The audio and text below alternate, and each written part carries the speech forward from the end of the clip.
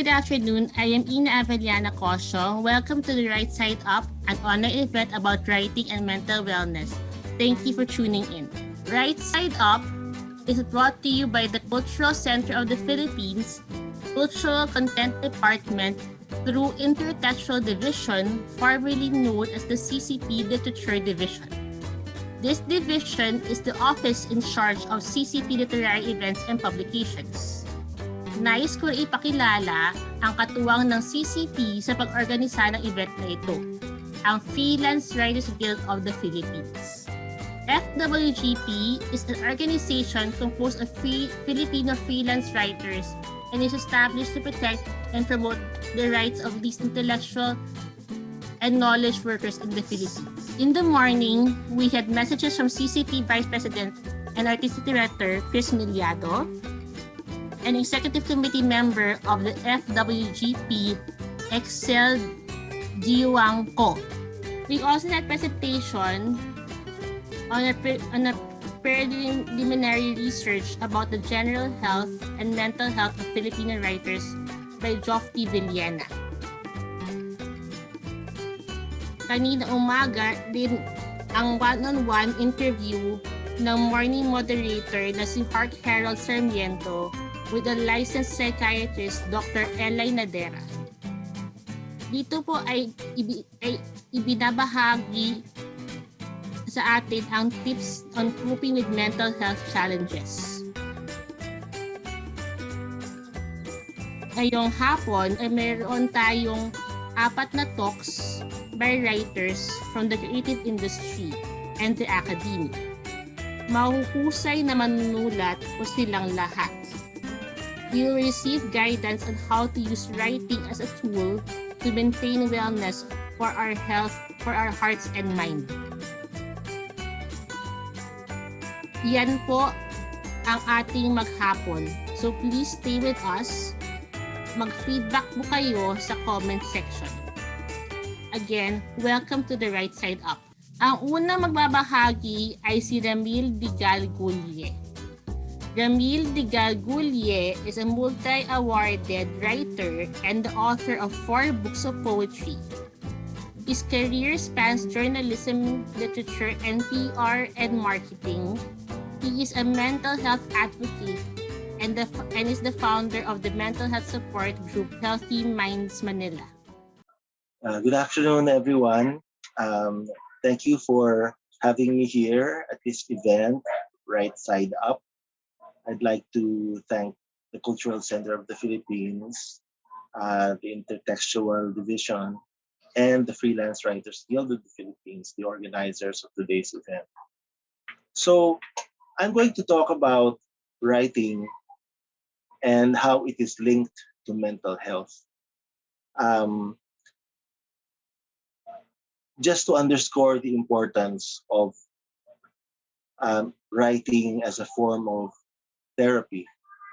Okay, so first off, let's start with a definition of mental health. The World Health Organization defines mental health as a state of well-being in which an individual realizes his or her own abilities and that the individual can cope with the normal stresses of life and can work productively and is able to make a contribution to his or her community. So mental health is not the absence of, let's say, negative or toxic emotions or thoughts and experiences. We all go through stress. We all suffer traumas, big and small traumas, sometimes, unfortunately, severe trauma. But the important thing is, if we have mental health, we are able to process and deal with the effects of these negative experiences, negative thoughts, negative feelings. So, following our definition of mental health, we're saying that having mental health does not mean not having problems or not experiencing stress. It doesn't mean that you don't experience negative or toxic emotions, that you don't feel bad feelings or you don't have bad thoughts. That's not mental health. Rather, mental health is whenever we have those negative experiences, we are able to process them, to deal with them productively, and they don't affect our balance, our overall health.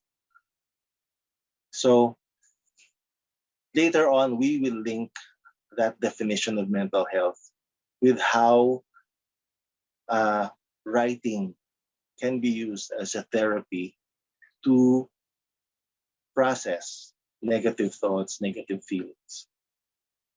Now,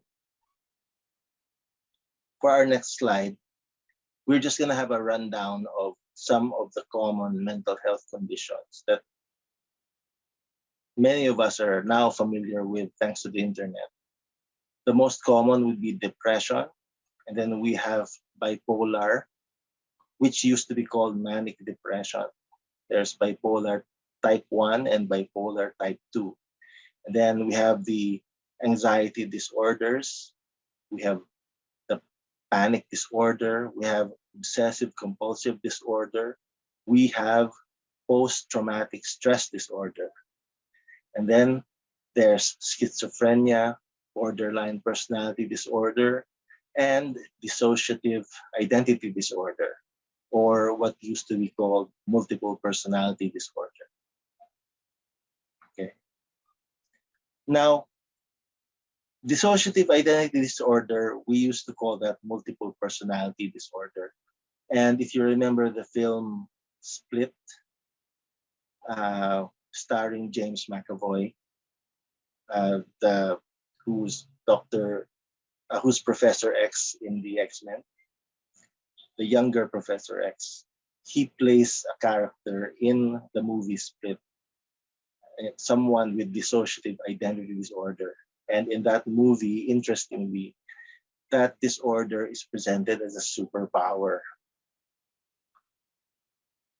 Now, besides those disorders, there are what's known as developmental disorders, including we're familiar with ADHD, attention deficit hyperactive disorder. We also know about autism. So those are just some of the mental health challenges that we are familiar with in popular culture.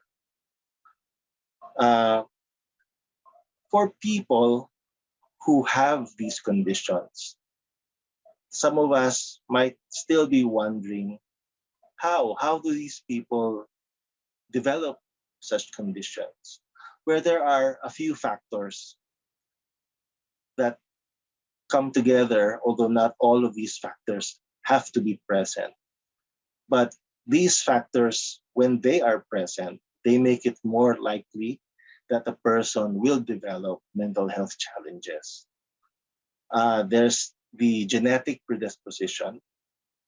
This risk factor just means that certain mental illnesses, mental conditions are or can be passed on because it's in the DNA.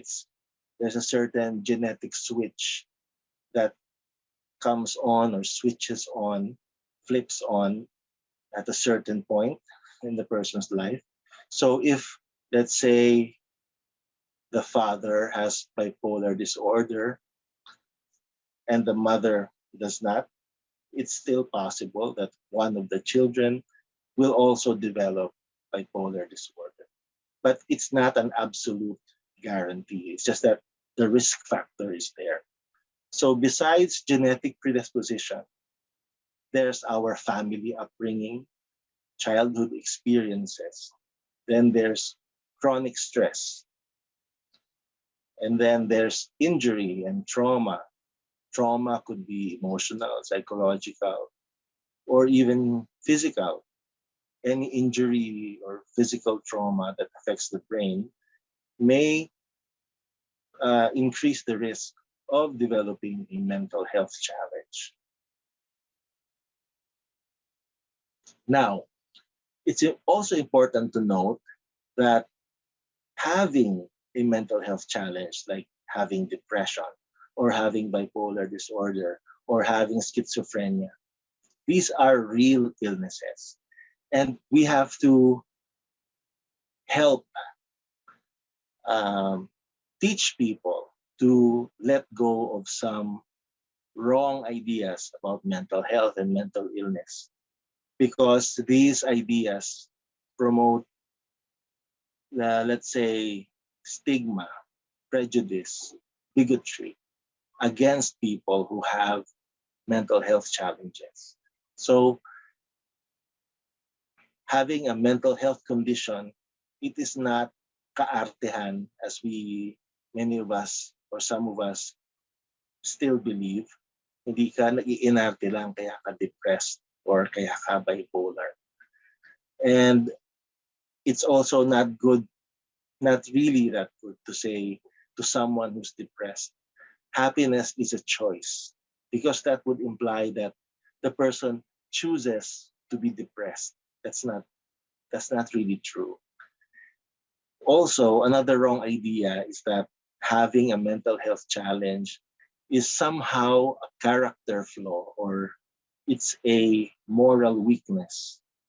Now, those are all of these things I've mentioned, these are wrong ideas about mental health and mental illness because let's say depression or bipolar or schizophrenia, it's really a condition that we can say is similar to having diabetes or having asthma or having hypertension, high blood pressure, or having a heart disease.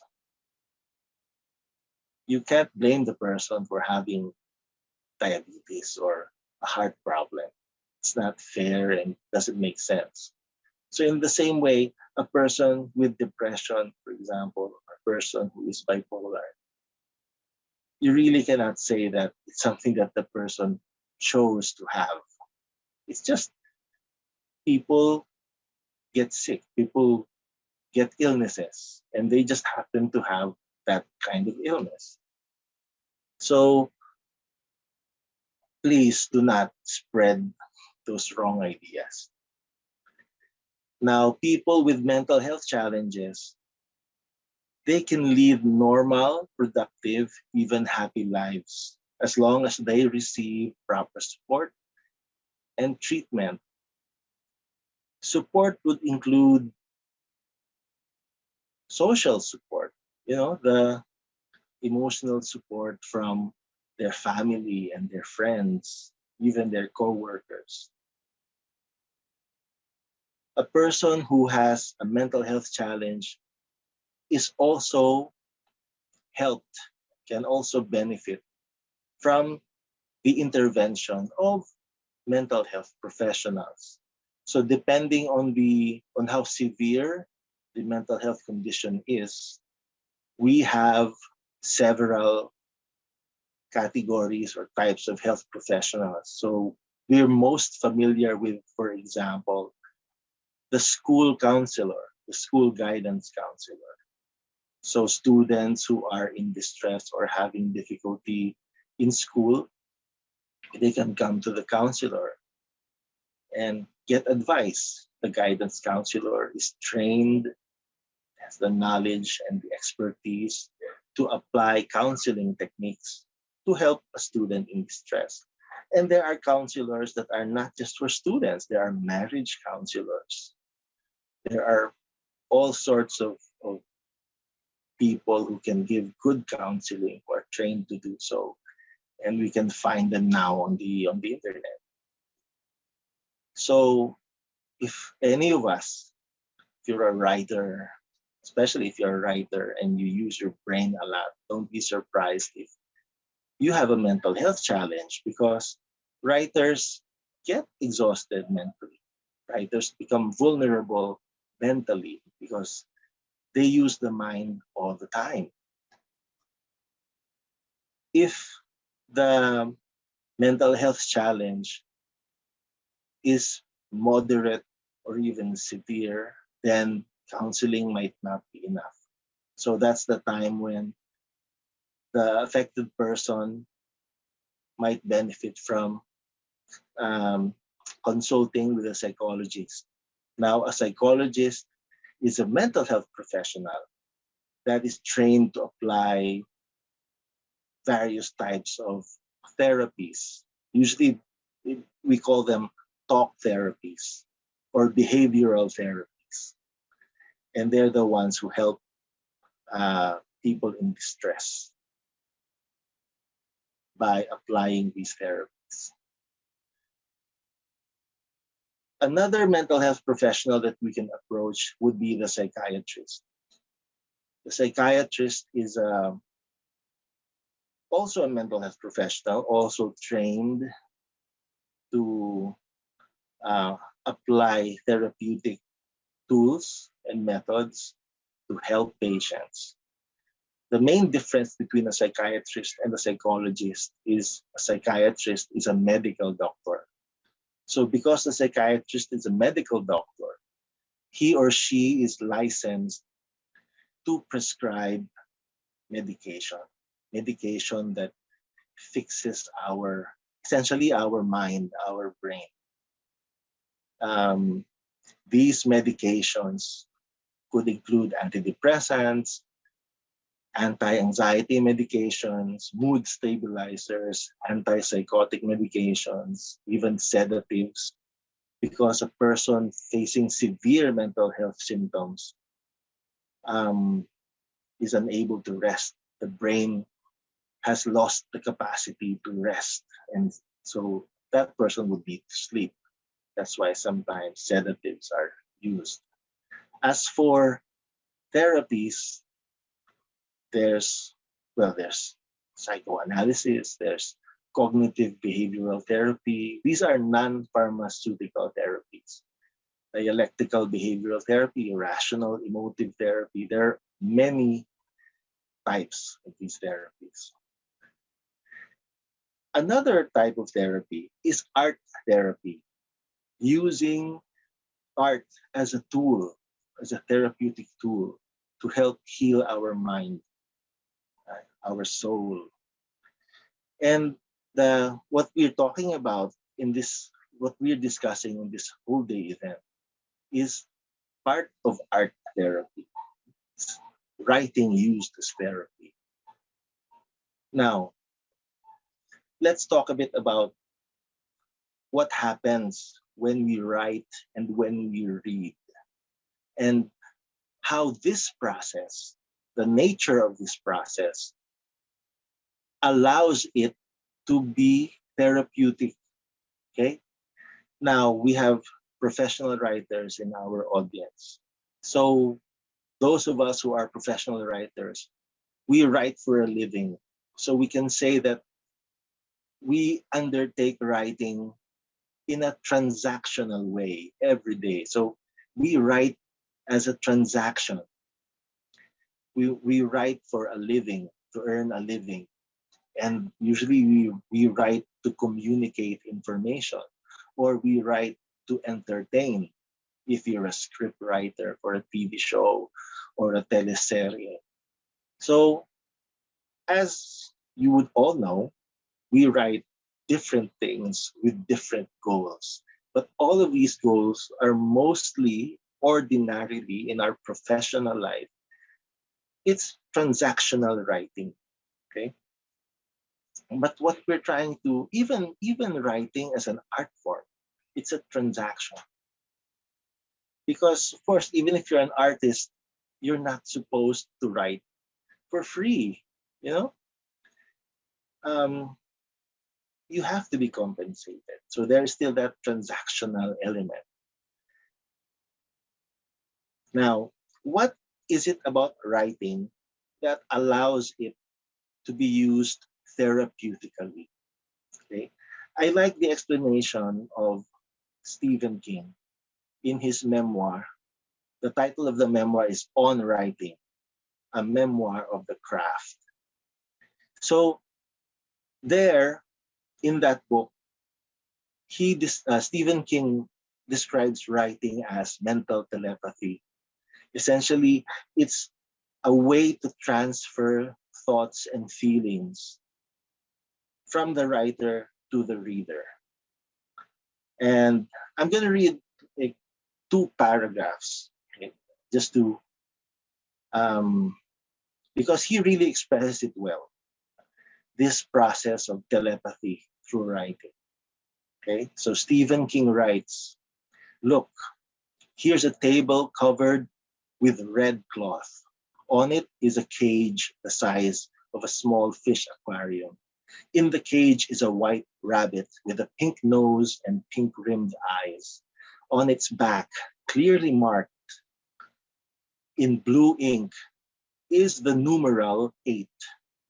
The most interesting thing here isn't even the carrot munching rabbit in the cage, but the number on its back, not a 6, not a 4, not 19.5. It's an 8. This is what we're looking at, and we all see it. I didn't tell you, you didn't ask me. I never opened my mouth, and you never opened yours. We're not even in the same year together, let alone the same room. Except we are together. We are close. We are having a meeting of the minds. We've engaged in an act of telepathy. No Mithi Mountain shit. Real telepathy. So Stephen King here is just saying, whenever we read and whenever we write, mental telepathy is going on. So it means our words directly affect our mind, whether we are the ones writing the words or we are just reading words that someone else has written. That is why we are affected deeply in our hearts, in our minds, in our souls by words. That's the nature of writing, of language. So essentially, when we look at writing, writing is just, it really began with speaking because we learned to speak. We evolved the organs for speech in our brains. We evolved them first before we invented writing itself, before we invented the printing press, before we invented pen and ink or stylus and clay tablets. And writing is just sound and sense imprinted on the page. It's taking the best words, putting the best words in the best order so that we can transfer accurately what's inside one mind to another mind. So writing affects the mind directly. This is what allows it to have a therapeutic function when there's something wrong with the mind, when the mind needs healing. You can use writing as a tool to help heal the mind.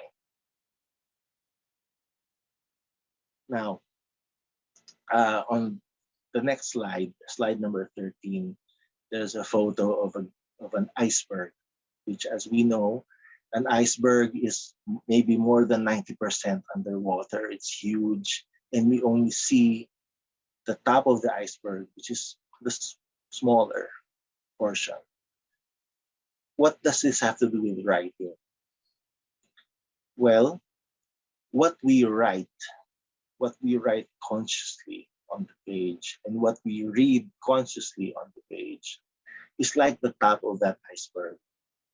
Because the full reality, the fullness of what we can know, what we can feel, what we can perceive, most of it is hidden from our consciousness. This is, in fact, the foundation of psychoanalysis and all later psychotherapies, that we cannot fully know all the feelings and all the thoughts that we can have or that we are having at the moment. And when we think about it, writing is a way of bringing out what is beneath our consciousness. It allows us to see below the tip of the iceberg and see more of the iceberg.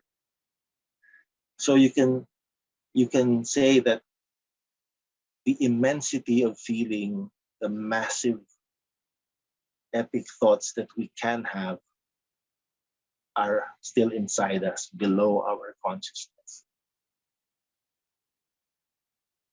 This is the function of stories that we tell to each other. Fairy tales, fictional stories that are rooted in mythologies, and all mythologies are symbols and metaphors. And all symbols and metaphors are rooted in what we call the universal archetypes. Archetypes are images that represent, images and metaphors that represent feelings and thoughts that all humans are capable of having. But since most of these are below our consciousness, normally in our day-to-day lives, we do not access them. And the central thesis of psychotherapy, especially psychoanalysis, whether it's Freudian or Jungian psychoanalysis, the central thesis is it is our main central task as people, as human beings, to make what is unconscious conscious. Because only by doing that can we maintain, achieve, and maintain mental health. Because when we have feelings, whether these are good feelings, bad feelings, when we have good thoughts or bad thoughts that are below our consciousness, they will drive our behavior, they will drive our thoughts, they will make us feel things, motivate us to do things. Because all of these feelings and thoughts are very powerful. And they are more powerful when they are, it's like you can look at these thoughts and feelings as energy. When the energy is suppressed or bottled up, the energy builds up and eventually it will explode. So you need to bring these out, give them form. When all these feelings and thoughts are unconscious, they not only become powerful, but they are also chaotic. There is no order in them. By bringing them out consciously in our consciousness, we give them order. We are able to harness them in a beneficial way. We can control them more instead of them controlling us. See? Now, in the very early theories of psychoanalysis, toxic, unconscious thoughts and feelings, and especially traumatic feelings, traumatic memories, traumatic experiences, when they are kept unconscious, they cause what Freud and Jung called neurosis. So a person with a lot of unconscious drives, unconscious traumas, they would say this person becomes neurotic. It has a complex of neuroses. Okay, of course, that's an idea that is old and it has been refined, developed, advanced, so that it's now more complex. Our understanding of the mind and the brain is now more complex. We now know that there are biological, biochemical factors involved. But still, the basic idea of making what is unconscious conscious is useful, especially in terms of, especially with processing stressful traumatic events that may trigger mental health symptoms. or symptoms of mental illness. Okay. Now, when we go into art therapy, particularly um, therapeutic writing, we are using certain tools, mental and emotional tools. And I would uh, separate them or categorize them into three. We need to use the imagination. Imagination would include our capacity to remember and our memories. It would include our intuition, because intuition is really knowing something before we know, even before we know that we already know. Okay? It's knowing before we know that we know, and then acting on the intuition. So yan na yung what we say, gut feel.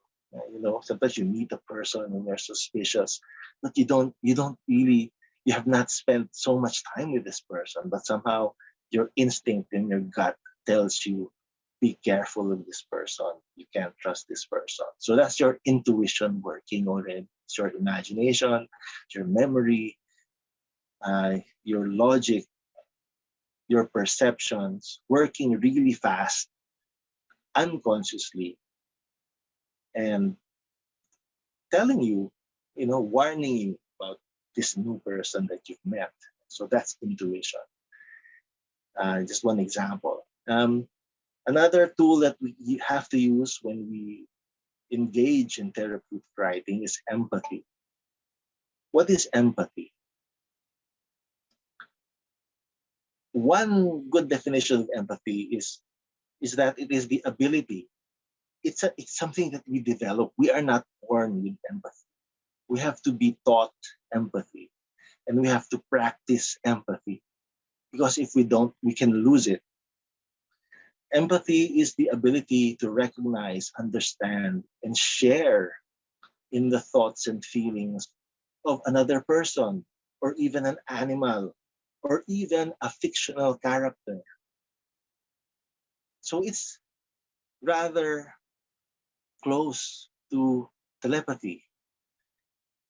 It's when we empathize with someone, if someone is a victim, for example, of a violent crime, we when we have empathy, it's really deeper than just feeling pity for the person. It's as though you have become connected to this other person. You are able to recognize, understand, and share the person's thoughts and feelings. And sadly, empathy is not being developed anymore as it should. This is why we have trolls. When you're on social media, you get surprised how some people can be so cruel to others, and to just post remarks that are meant to hurt people. That's really terrible, and it shows that the people who do these things, they don't have much empathy. And people with very little or even no empathy, these are the people who become psychopaths, because a psychopath does not see other people as equal, as fellow human beings. To a psychopath, another person is just a piece of furniture, or a gadget, or a tool that the psychopath can use to fulfill certain goals. Which is why, for example, one literary psychopath, or one psychopath from literature, Hannibal Lecter, for example, who was in the novel and in the movie Silence of the Lambs. So he's a psychopath. He has no real friends. And he uses people. He even eats people, because he looks at other people as just food, something to be consumed for his own benefit. So that's the opposite of having empathy, because empathy brings people together. Empathy unites us. It helps us form strong social bonds of friendship, of uh, all sorts of social bonds between parents, Filipinos and Filipinos, all that. When we are writing, empathy is very important. And what's connected to empathy is the ability to perceive and recognize facts, the ability to perceive and recognize what is a truth from a lie. Again, it's very hard to do for some people nowadays because we have so much misinformation. It's not really fake news. Fake news is a not very good term. It's not a very accurate term. The more accurate term would be misinformation. So empathy has to be based on a common experience of truth. Otherwise, how can there be any real connection? So what we're seeing during this pandemic and with all the misinformation, social media, is that there are many forces around us that are not only eroding our mental health, but also eroding our capacity to respond effectively and heal ourselves from mental health challenges. And writing, for example, you read a novel and suddenly one of the characters, the situation, the personality of one of the characters connects with you. You recognize that this character is going through feelings, going through experiences similar to mine. And what the character is feeling, you start feeling as well. So that's already empathy going on. And when we write well and when we write truthfully, empathy is also established. Which is why when we write in order with the goal of making that writing therapeutic, we can do that for ourselves or another person. Because when we write, just think about this, when we write, for example, a journal entry, because let's say we had a bad day at work and we feel so bad, we decide, and we happen to be the type of person who keeps a journal. When we write about the bad experience, the bad day in our journal, who is the audience? You're not showing the journal to anyone else. So the writer is you and the reader is you as well. So there is empathy going on between you, the writer, and you, the reader. See? Because, like I said, words link us together. And words can link you to your deeper self. We have a different self. We have a professional self during the day when we're working. But that is not our true self. The true self is probably what comes out when we're already home and we're alone. Maybe we're about to go to bed and we've managed not to distract ourselves so much uh, with the internet. So you can write in a way that is empathetic to yourself, in a way that connects to that true self. And you can choose whatever writing you want. Do you want to write poetry as therapy? You want to write short essays as therapy? You want to write a novel as therapy? It depends on you. But what's crucial is imagination, intuition, and empathy. They are present when we write therapeutically. And when we write as therapy, we can do that for ourselves and we can do that for others. This is something that is medically recognized. The Journal of the American Medical Association, JAMA, they have a poetry editor. His name is Rafael Campo. He's a doctor. I don't know if he's still the current poetry editor, but he was.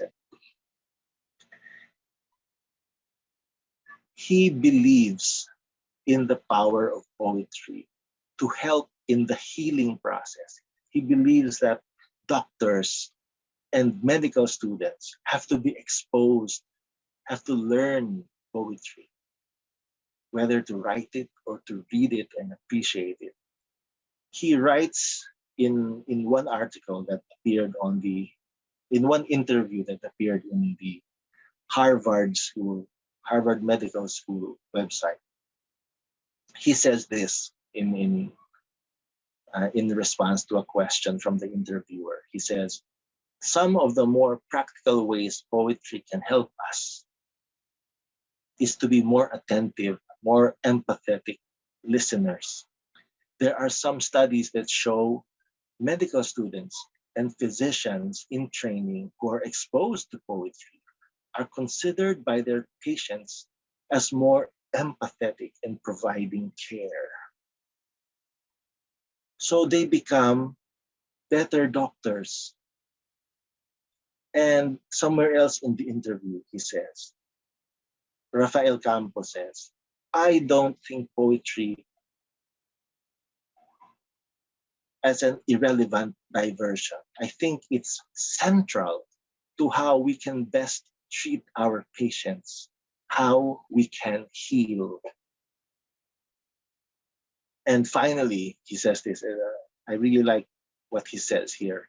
He says, and when I quote him about what he's saying about poetry, this is true for all writing that we choose to write with a therapeutic goal in mind, not just poetry, even essays, even journal entries. So Dr. Campo says this, we doctors who deal with life and death every day, who look into the eyes of people who are in pain, who are dying, or who are giving birth and having one of the most joyous experiences of their lives, need the humanities to help us make meaning of those experiences for ourselves and for our patients. That, to me, is what being a healer truly is. So it's really beautiful. If doctors can find a healing benefit from writing, I said not just really poetry, but all sorts of writing, then we can find that for ourselves and for our friends and our family. So throughout this event, you've had those of you who are still with us and have attended the morning sessions. You have all received advice about writing, how to write therapeutically. And what I've shared with you is really just the central interior principle made up of imagination, intuition, and empathy. That I've provided you a glimpse into the mechanism of how writing can heal ourselves and others. So I'm going to give you now an example as my closing. I've skipped a few other slides to save time, but as my closing my closing for this talk, I would like to read and share with you a poem that I wrote for a friend of mine who lost his wife to cancer in 2020. They thought it was COVID at first, but when his wife was checked in the hospital, turned out to be cancer, and she died in less than 10 days. So naturally, my friend was in such a terrible place. He was suicidal, he was going through terrible grief. And I wanted to write something for him with some kind of therapeutic goal.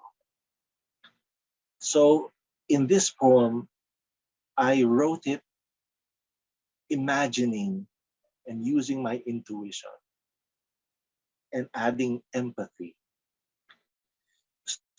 to create a poem where the poem is speaking in the voice of his wife. It's like the wife died, and so what? She's already a spirit or a ghost, and she's giving him this message. So, let me read the poem for you. The title of the poem is The Prince of the New Year for Christian and Tina. He could be dashing, and he was. His anger, nothing, but his fears turned into a weapon. His heart a fist I wished to open with a kiss, my tears. Now in a house filled with invisible stairs, him climbing each one, reaching nowhere. I wrap my arm around him in his sleep, watching his face growing younger in memory.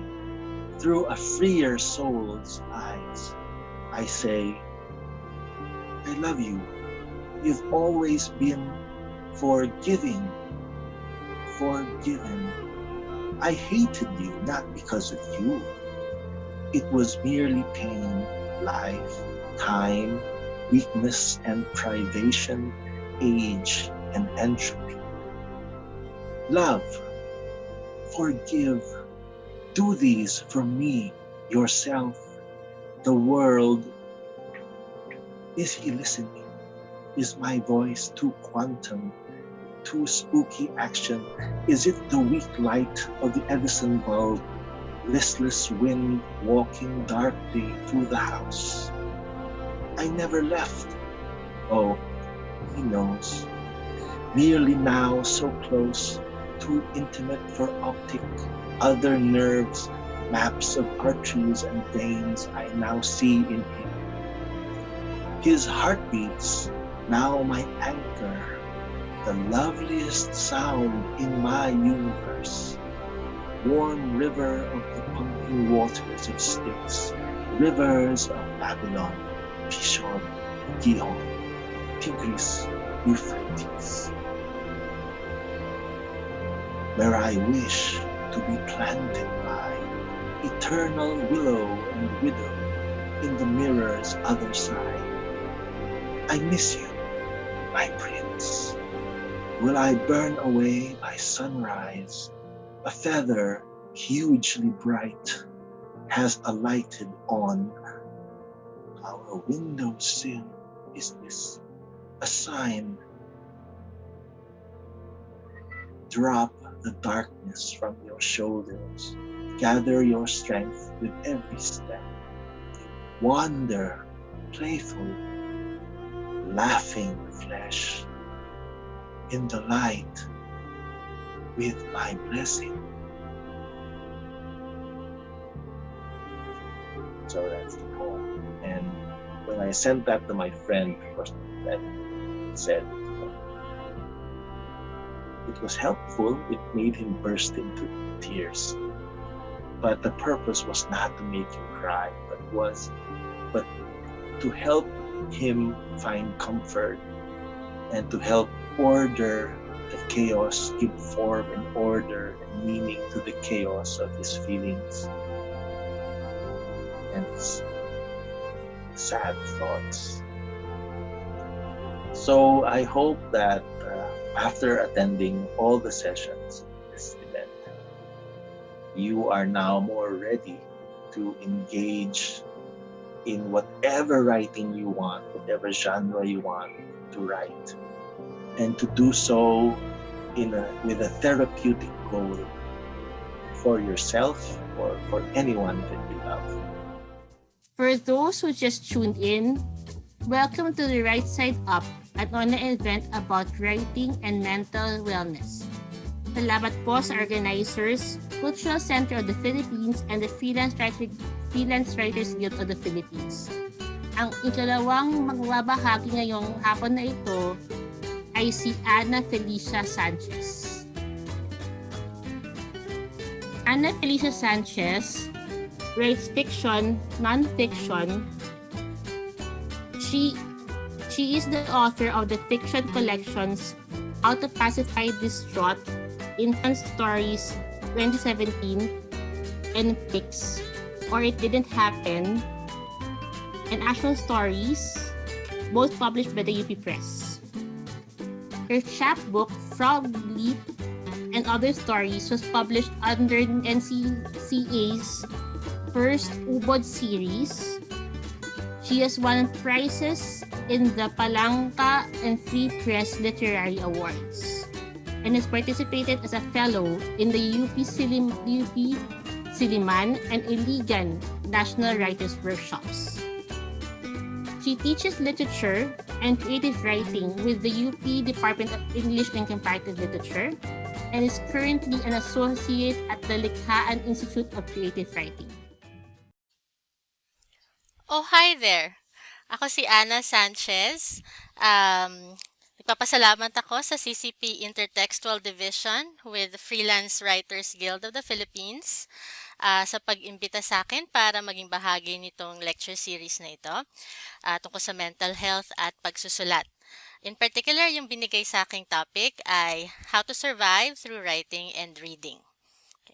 So, nagsusulat ako sa Ingles, pero nagsusulat rin ako sa Filipino, no? So, ngayon, may mga bahagi sa maikli kong talk na Ingles, lalo na yung mga bahaging babasahin ko dahil actually, ang short talk na ito ay based sa poetics na sinubmit ko na noong 2018 sa UP National Writers Workshop at sa Taboan Writers Festival, and more recently sa Likhaan Institute of Creative Writing na Panayam, episode on processing trauma through writing. Pero may mga bahagi tulad ngayon, no, na Filipino ang gagamitin ko dahil mas conversational. Yung una gusto kong simulan itong talk na ito sa pag-flashback nung umpisa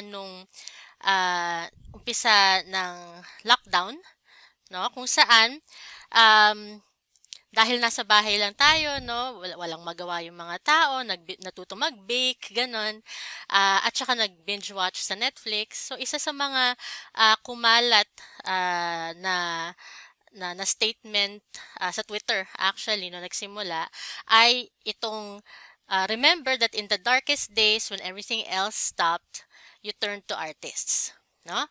On the one hand, para siyang vindication para sa mga artist dahil sa mainstream discourse pre-pandemic puro devalued in fact ang arts and humanities, no, kulang sa funding lagi, hindi siya priority, no, pero dahil nga nag-lockdown parang yung mga tao hayok sa entertainment, no, but on the other hand parang naging problematic din ito para sa marami sa atin, no, kasi nga alam natin na habang yung middle class, no, tayo, no, na pwedeng sa bahay lang talaga ay nagsisik lang ng entertainment, no, sa labas ang daming nangyayari, ang daming nagugutom, ang daming inaaresto, no.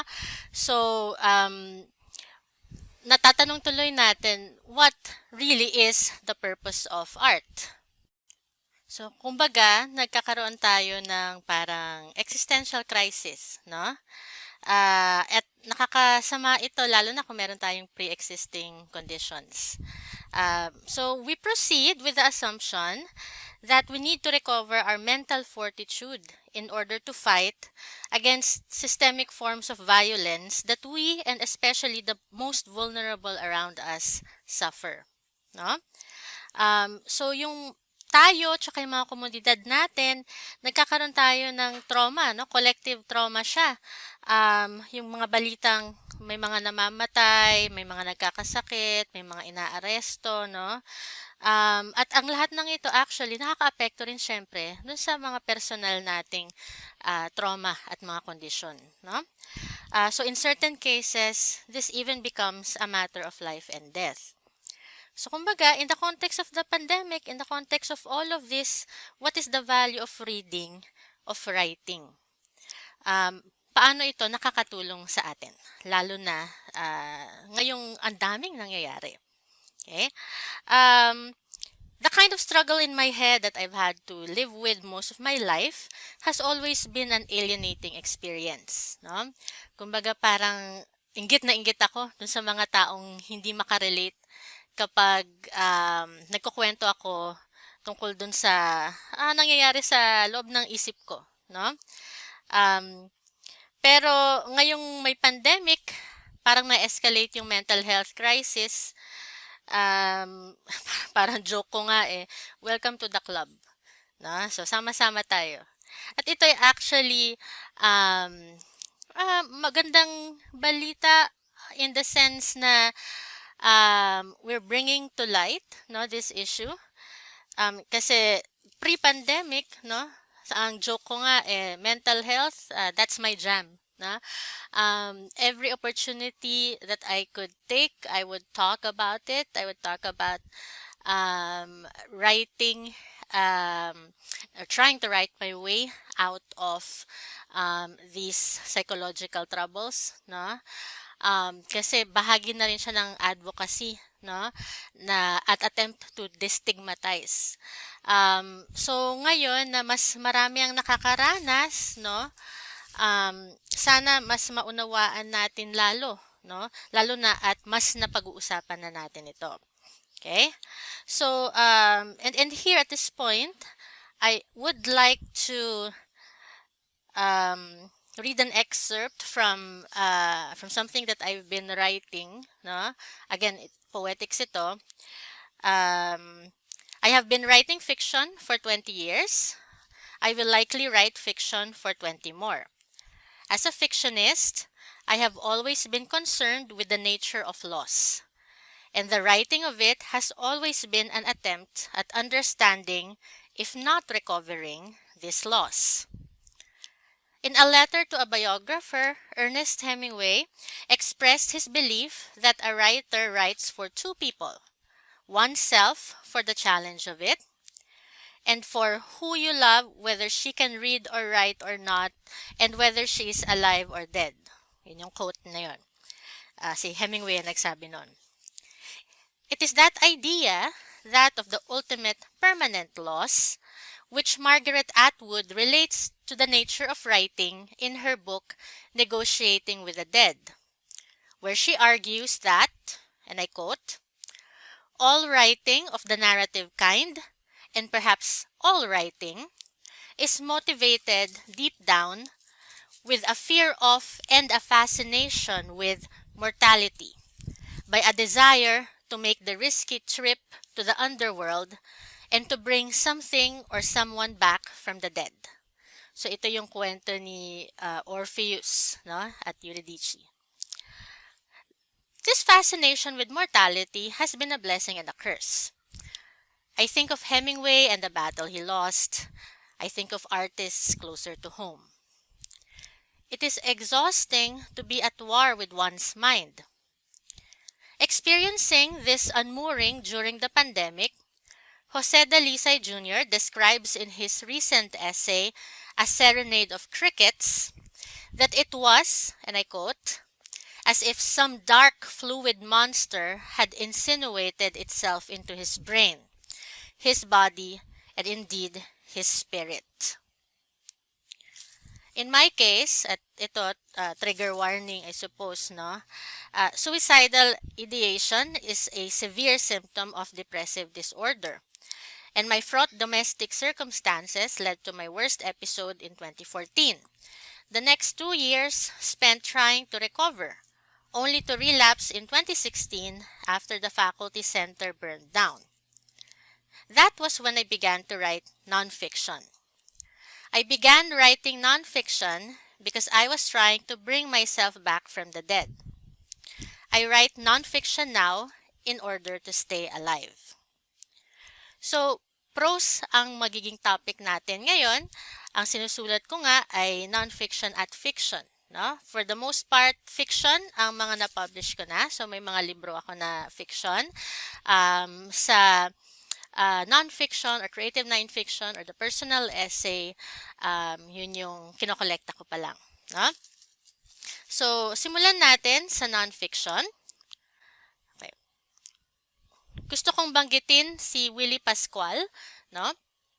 Isa siyang mental health advocate at award-winning na essayist, no? So sa isa sa mga posts niya sa FB, no, ito yung sinulat niya.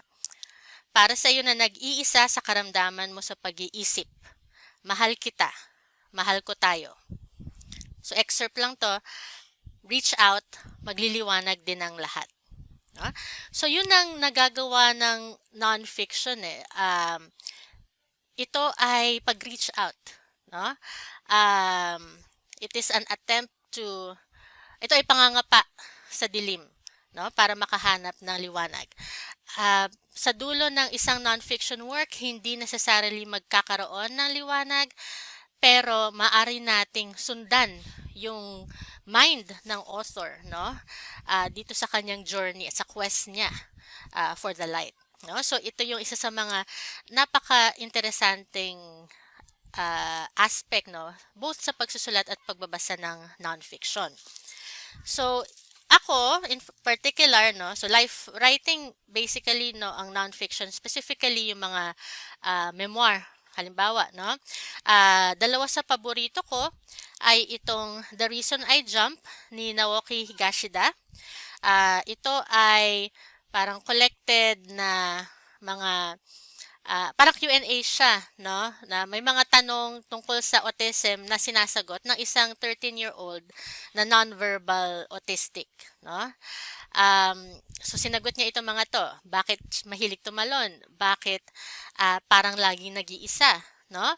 Tapos yung maganda sa kanya, makikita mo talaga yung rational, yung logic, no, ng isang taong nag-iisip, no? In particular, bata, no? So kaya ang ganda niya kasi parang yung bata talaga ay naririnig mong nagpapaliwanag. Ano itong mga behaviors na to na tayong mga neurotypical na mga individual, ang pagtingin natin ay kakaiba. Pero siya, sa pagpapaliwanag niya, nakikita natin yung logic na napaka-rational pala ito, no? Yung isang paborito ko rin na non-fiction na libro ay A Three-Dog Life ni Abigail Thomas. Galing yung title na Three-Dog Life sa Australian supposedly, no, na proverb or kasabihan na Three-Dog Night, yung idiom pala na yon. Three-Dog Night or Three-Dog Weather, no, sa iba. Ito yung sobrang lamig na gabi or weather. Ang usually daw, isa or dalawang aso lang yung kailangang tabihan ng mga indigenous na mga aborigines noon, no? Pero kapag 3 aso na yung kailangan, din napakalamig talaga nung gabi o ng weather na yon. So yung Three-Dog Life na ito ay reference doon, no? Kasi tungkol ito sa napakasakit na pangyayari sa buhay ng author. Ang premise nitong nonfiction work or what triggered the writing of this nonfiction work was the accident of the author's husband, no, in trying to save their dog. Nasagasaan yung husband, and then he became disabled, no.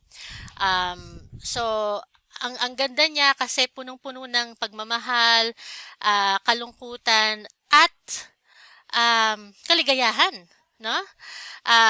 Dati isa lang yung aso niya, tapos yung ironic pa nga dun is, yun, naging dalawa pa at tatlo, no? Kasi nga nagkaroon siya ng comfort, rescuing, adopting these dogs, and not just finding solace in these dogs, no, but also in art. So may mga essays din siya dito tungkol doon. At hindi lang to sa art, meron ding isang napakaikling essay dito tungkol sa pag-weed ng garden naman, no?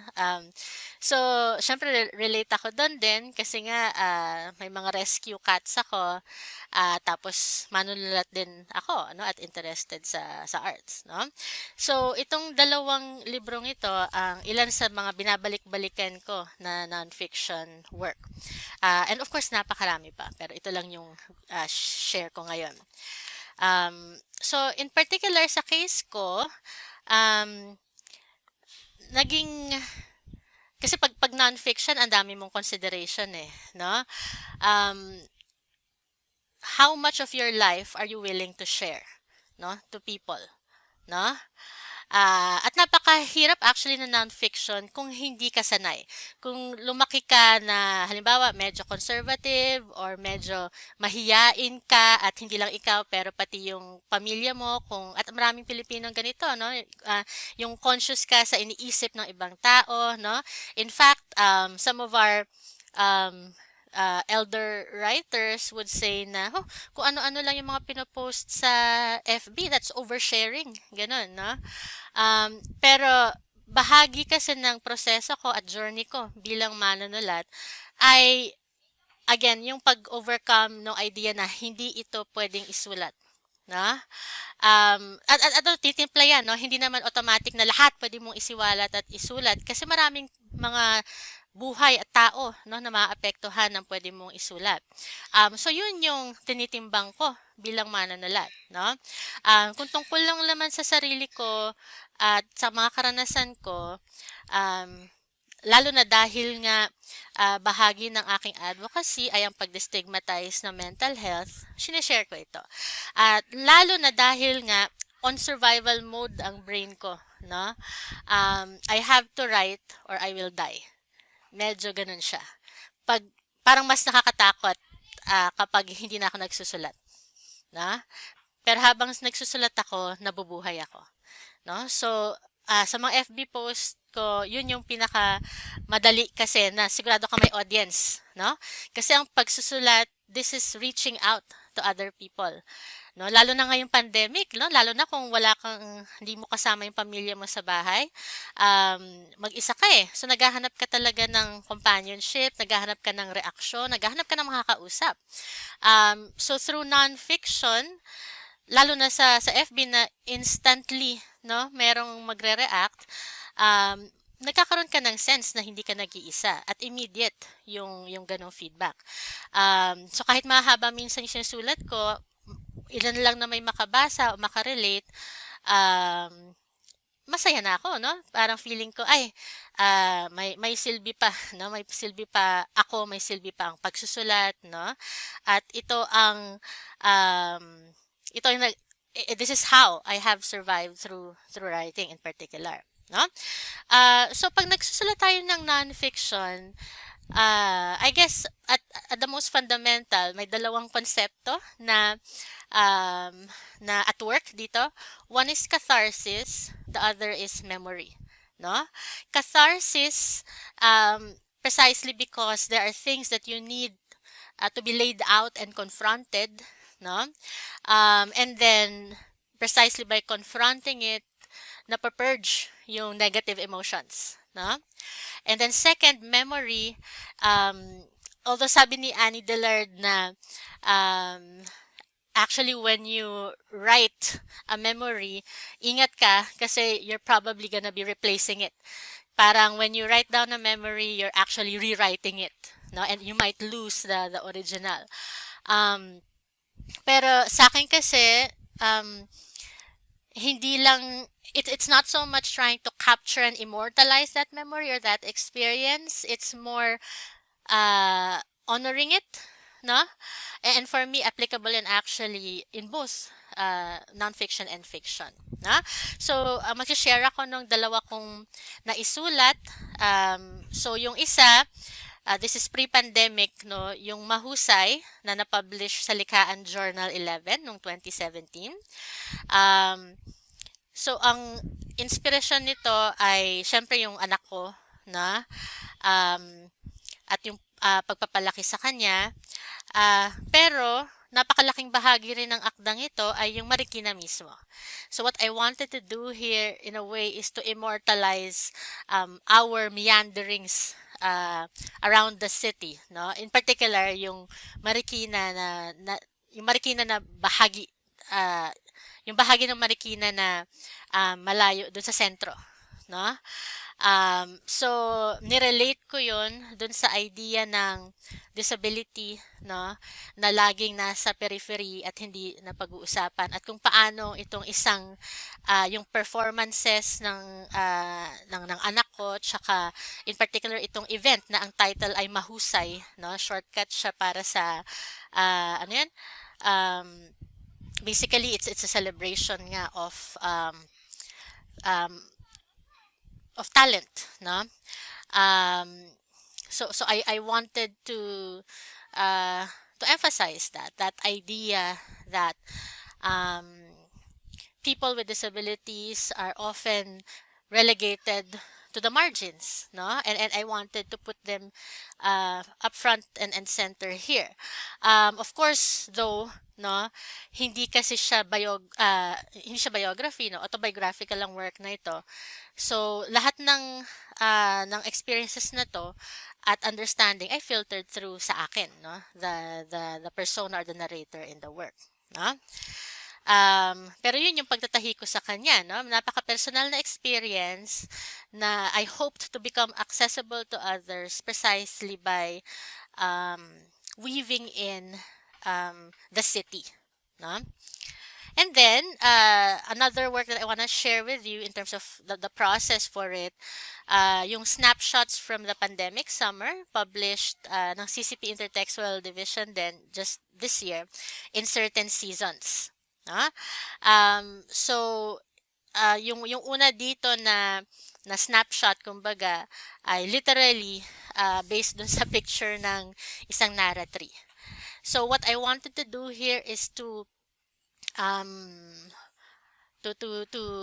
put down what I was going through during the summer of the lockdown when I couldn't really even be with my daughter kasi I was going on grocery runs and I was terrified that I'd catch the virus and bring it to her and my parents, no. So ang dami-daming feelings, no? Ang daming anxieties. Tapos feeling ko parang dahil ang gulo-gulo ng mga nararamdaman na 'yon, ang pinaka maayos na paraan para sa akin ay gawin siyang segments, no? Segments of memory. So yun yung idea ng snapshots, no? So later isa yun sa exercises na ire-recommend ko. Okay. So, nagsusulat ako ng nonfiction. Ngayon, yun ang current project ko, nonfiction pieces.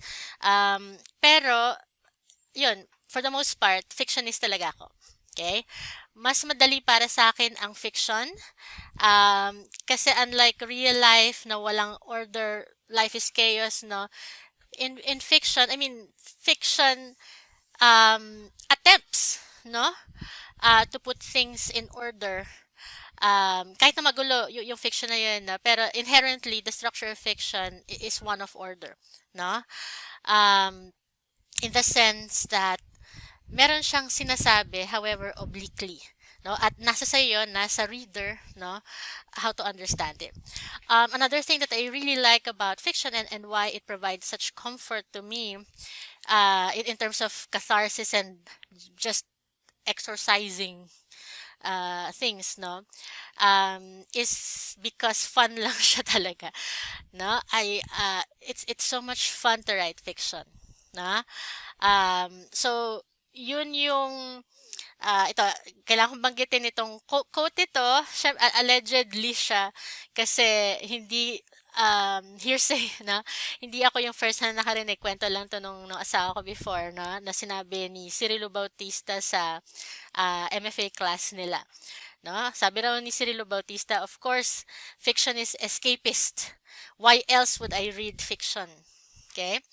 So, much has been said, in fact, about escapist fiction. It's treated derogatorily. Hindi raw ito literary, hindi raw intellectual, no? Pero what we have to understand about fiction inherently is that yun nga, no, it's distance from reality, and precisely because it distances itself from reality, we're able to see reality better, no? um and when we read fiction, or when we read in general, and it is really one of the pleasures of reading, we read ourselves into existence. And here I want to quote si Jeanette Winterson. The escape into another story reminds us that we too are another story.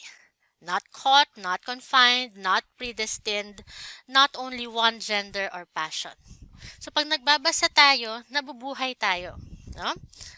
Okay. So yung sample comfort reading ko, mga libro ni Terry Pratchett, The Discworld Universe.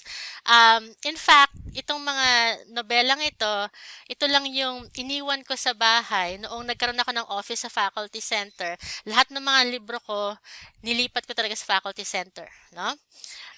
Kasi nga, doon ako mostly nagtatrabaho. Tapos iniwan ko talaga yung mga Terry Pratchett na nobela kasi nga, I read and reread them actually for enjoyment and relaxation.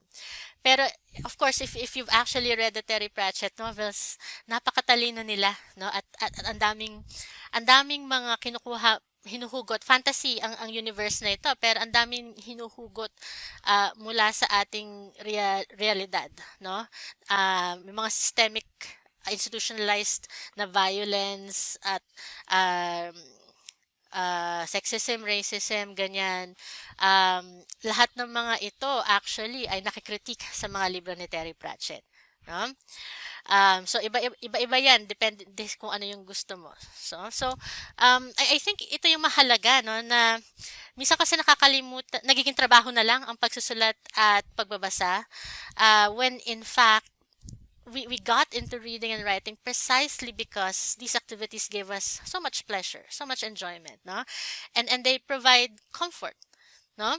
At yun naman din talaga ang isa sa mga functions ng art, no? Ang mag-comfort, no? Or if you wanna go by yung quote nga, no, na art comforts the disturbed and disturbs the comfortable, no? Okay. So, writing fiction. Pwede nating sabihin, or pwede siguro nating, ewan ko, I refer to, naging teacher ko kasi talaga si Jose Dalisay Jr. ng maraming taon, no? So, marami rin akong natutunan talaga sa kanya. At isa sa mga favorite ko natutunan sa kanya ay itong linyang ito. Someday I'll write a story about this. Hindi ko makuha yung Midwestern accent, pero gets nyo na. Imagine nyo na lang na siya yung nagsabi nun. And he was saying this, he was sharing this with us in a class about how when he was writing, when he was studying in America, he was working as a cook, no? Chinese na food. So ang hirap yung karanasan kasi nga nag-aaral, nagtatrabaho. Tapos yung consolation niya sa sarili niya is this line, someday I'll write a story about this.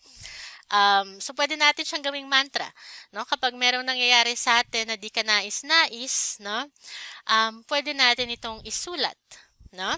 At in the process, what happened to us makes sense, no? Because that is the purpose of language. Language allows us to understand and to make sense of things. So the obliqueness of fiction allows that, no? And that is what is both productive and pleasurable about fiction. Okay? So, i-share ko ulit yung experiences ko writing fiction and specific stories. syempre in retrospect ko na lang to na-realize na, pero I have been writing I have been writing my way out of certain negative experiences, no?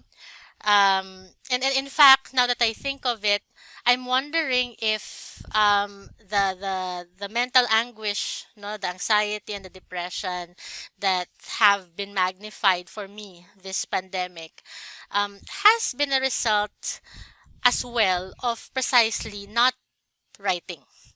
So medyo parang chicken and egg siya, no? On the one hand, hindi ako makapagsulat kasi nga parang ang daming problema, ang daming iniisip, no? But on the other hand, um, yun din, baka kaya rin patuloy akong nalulungkot ay dahil nga hindi ko hindi ko talaga nababuwas ang sarili ko sa pagsusulat, no? So at some point, no, we really have to decide if we are ready and if it's time to write, or actually better yet, don't overthink it, no? Just sit down and write, no? So yung mga karanasan ko sa fiction, and here I refer to my um to the collections that I've published. Both are with UP Press, no? In particular, first yung dun sa How to Pacify a Distraught Infant na collection, yung kwentong inventories. When the highest compliment I've received from it is from a casual reader that I didn't know. Tinanong niya sa akin kung namatayan daw ba ako. At that time, hindi pa ako namamatayan talaga ng immediate or close na relative or friend, no? And yet, na-recognize daw niya yung grief doon. But in fact, what I was trying to do was exorcising a fear, no? A fear of a loved one dying, no? So I wrote it in that story. And then, para masaya, ginamit ko rin yung love of Ghost Fighter ko, no? In particular, yung game, may game sa Genesis nun na Yu Yu Hakusho, okay? So yun yung para naging conceit, no, sa pagsusulat ng inventories. Yung isa pang halimbawa sa collection na gusto kong i-share ay yung kwentong The Importance of a German Cat. Ito naman ay based sa isang experience na nangyari talaga nung bata ako, no? Yung medyo nagkakaroon ka ng encounters with violence inside your home or inside the home of a family member or a friend, no? So may disturbing talagang nangyari noon, no, that I couldn't forget until years later nga, that I decided to write about it in a story. And then to help me kind of process it, I juxtaposed it with another childhood memory. Kung kanina Ghost Fighter, yung isang kwento Ghost Fighter, ito naman yung Okay Ka Fairy ko, na so may reference tungkol kay Reyna Ina Magenta, no? Sina Enteng Cabezote, no? Tapos meron ding tungkol sa gender yung kwentong to. So yun, merong tragic thing or disturbing thing na nangyari. Tapos nagiging enjoyable siya sa akin, the writing of it. One, dahil inherently nakakapagpasaya ang pagsusulat. And another, dahil masaya rin yung juxtapose ko sa kanya na mga elemento, no? Okay. Then I want to talk about a couple of stories from my most recent collection, Pixar It Didn't Happen. Unang-una, yung kwentong Frog Leap. Ito naman ay based sa experience ko nung college na pag-dissect ng palaka, no? Tapos may nangyari na parang Jesus, ano to, no? So I needed a way to again understand it, to comprehend it, and writing it into a short story allowed that to happen. So This story was in fact the first story I submitted to a workshop class with Jose Dalisay Jr. And then many years later, he would say na when he first read it daw, ang unang reaction daw niya ay, undergrad pa ako nung sinulat ko yun eh. Undergrad ba nagsulat nito? No? Parang nagulat siya na undergrad yung nagsulat. Although not, divided din yung reception sa kanya ng ibang nakakabasa. No? Yan. Pero yan, Frog Leap. Okay, so it was based from a rather traumatic incident inside a laboratory, no? And then I just wrote it and juxtaposed another a mental health issue, no? And I put it in the story as well. So it's less fun than yung parang may Ghost Fighter tsaka Okay Ka Perico references, no? But for me, it was really helpful writing it out into a story. Okay, fictionalizing people so that they no longer are the same characters on which they're no longer the people on which they were based. They just became their own people, their own characters. No, and then the second thing I wanna share about writing a story in this collection, Pixar Didn't Happen, is the titular story itself, no? Kasi in a way, this entire collection is a tribute, no, to a close friend of mine who died. So, dinedicate ko sa kanya tong librong ito. I gave the details, in fact, in my introduction. So this story collection has a non-fic introduction from me where I talk about the writing process. Itong ginagawa ko ngayon, basically, I talk about the writing process. I talk about grief, na. I talk about mental health, okay? And I talk about the role of writing and how this collection is proof of life, basically. No? Ayan. So, yeah, that's it for the lecture part. So I just want to share, winding down, no, I want to share a couple of exercises, one for nonfiction, another for fiction. So exercise 1 is snapshots, no? So parang yung sinubmit ko dun sa In Certain Seasons. And in fact, this is like, it's almost a staple creative writing subject exercise. Where basically you take photos in the context of the pandemic, dyan lang, no, sa bahay ninyo or sa labas ng bahay ninyo, kung saan safe. Okay, so always stay safe. And the photo or photos should capture specific emotions. And then the challenge is to try to convey that emotion or that mood using description, narration, stream of consciousness techniques, internal monologue, ganyan, what have you, without actually naming, without actually identifying that specific emotion or mood, no? And then so it's an exercise, pero when you do it enough, you can actually build a full-length work based on it. So a lot of lyric essays, in fact, look like they're from a snapshot exercise. So, for example, would be yung kay Niobe Gonzalez na What Do I Call This Beating? It's you can access it online via Critica Cultura. It's a lyric essay, beautifully written, no? And you can also look at the ink Polaroids by Adam David, and the prose poetry of Conchitina Cruz, no? So variations on the snapshot exercise would be yung mga ulipo variations of style exercises actually. So halimbawa, working your way down the alphabet, no? Pwede rin yung variation ng snapshot na exercise. Okay? So when you write enough of them, magugulat ka na lang na when you put them together, ay, meron siyang kinochronicle na karanasan, no? And you can compile it and develop it. So that's exercise 1. Mainly for nonfiction. I haven't tried it for fiction yet, but I'm sure it can also work for fiction. But specifically for the fiction, for those of you who want to try writing fiction, exercise 2, ang title ko sa kanya, triggers, or to quote Jose Dalisay nga sa Sir Butch, someday I'll write a story about this exercise. So basically, you just have to list certain triggers, no? And these triggers can be positive, they can be negative.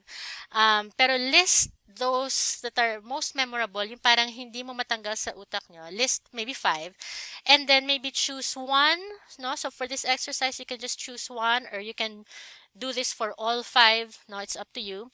Pero choose one, and then based on this trigger, create a character who is forced to navigate or confront this triggering situation.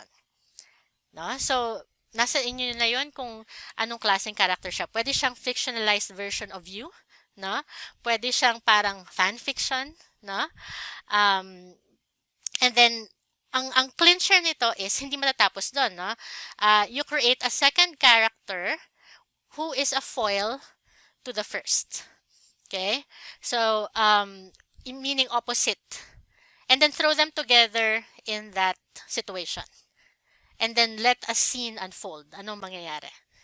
Okay? So, ang output nito would be a scene where you have these two different characters navigating the same situation. Okay? Tapos, pwede mong i-develop yun into a story. Itong sinama ko ditong art, if you can see dito sa slide, it's a reference to the a short story I wrote, Martinez, na naging medyo sumikat siya dahil napasama siya sa isang 21st century literature na textbook. So students, part of their project would be to make a video or art about it. No? So this is one of the things that come up when you search the story Martinez. Okay. So I hope you do this exercise. You try this exercise at the very least, and that leads me to my conclusion. We talk about writing as being part of healing or a source of healing, but it's important to remember that first and foremost, it's important to live. No? So grieve if you must, but live first and foremost. Okay? So kung hindi ka pa ready magsulat, wag muna. Do other things that will make you happy muna, no? Tansyahin mo, tingnan mo yung sarili mo, ano ang kaya mong gawin right now. No? So grieve but live first and foremost. Yun ang mahalaga. Okay? And hopefully though, umabot ka sa point nga na pwede mo na talagang gamitin ang pagsusulat, no? In this process of healing. And finally, give yourself permission to write. Mahalaga ito. No? Minsan ang pinaka-obstacle sa atin ay tayo rin mismo. No?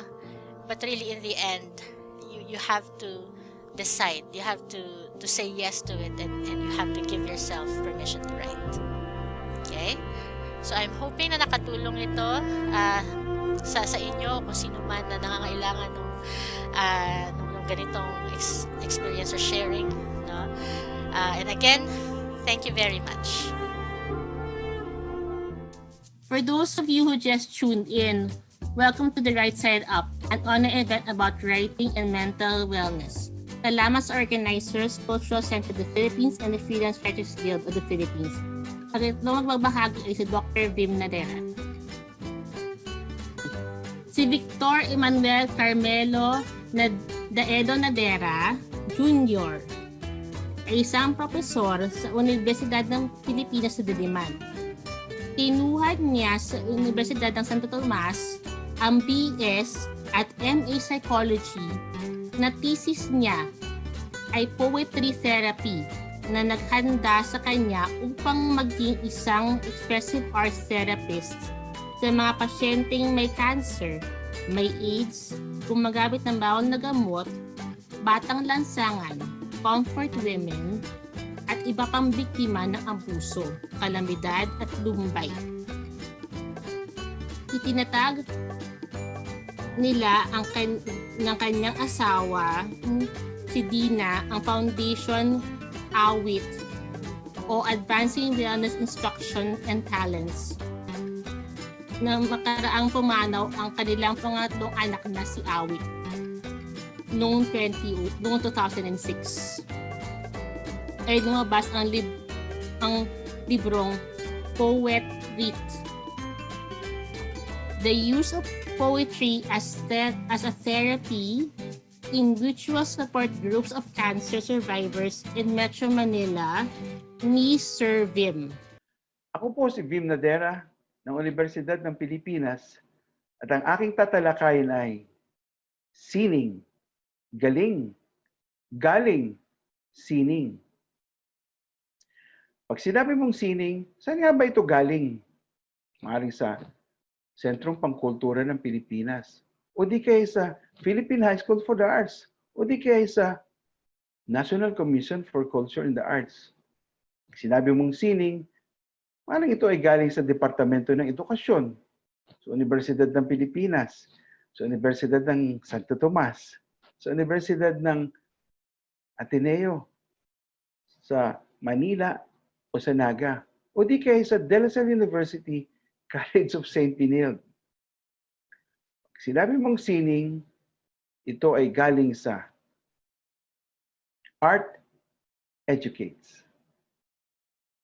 Ang SISTE, karoon ng K-12, ang Departamento ng Edukasyon, at lagit-laging kinukuha ang academic track.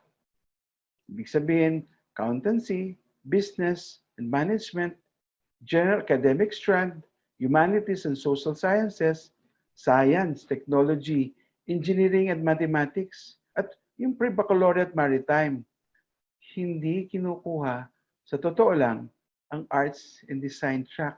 Katunayan, nung una, wala pang 1% ang kumukuha ng arts and design track. Katunayan, sa statistika, mas mataas pa ang technological, vocational, livelihood.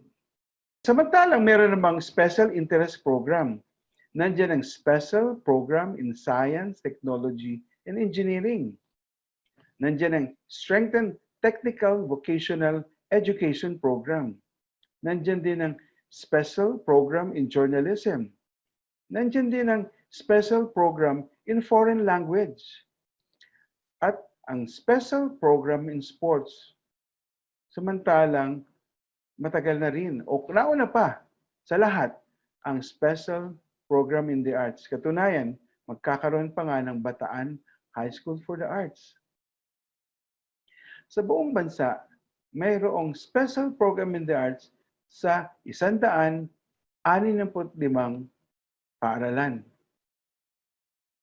At pag sinabi mong Arts and Design track, ang kukunin ng mga bata ay music, new media, and film, theater, visual arts, dance, indigenous art, at creative writing. Pero bakit pa rin walang kumukuha nito? Sining galing o art enlightens.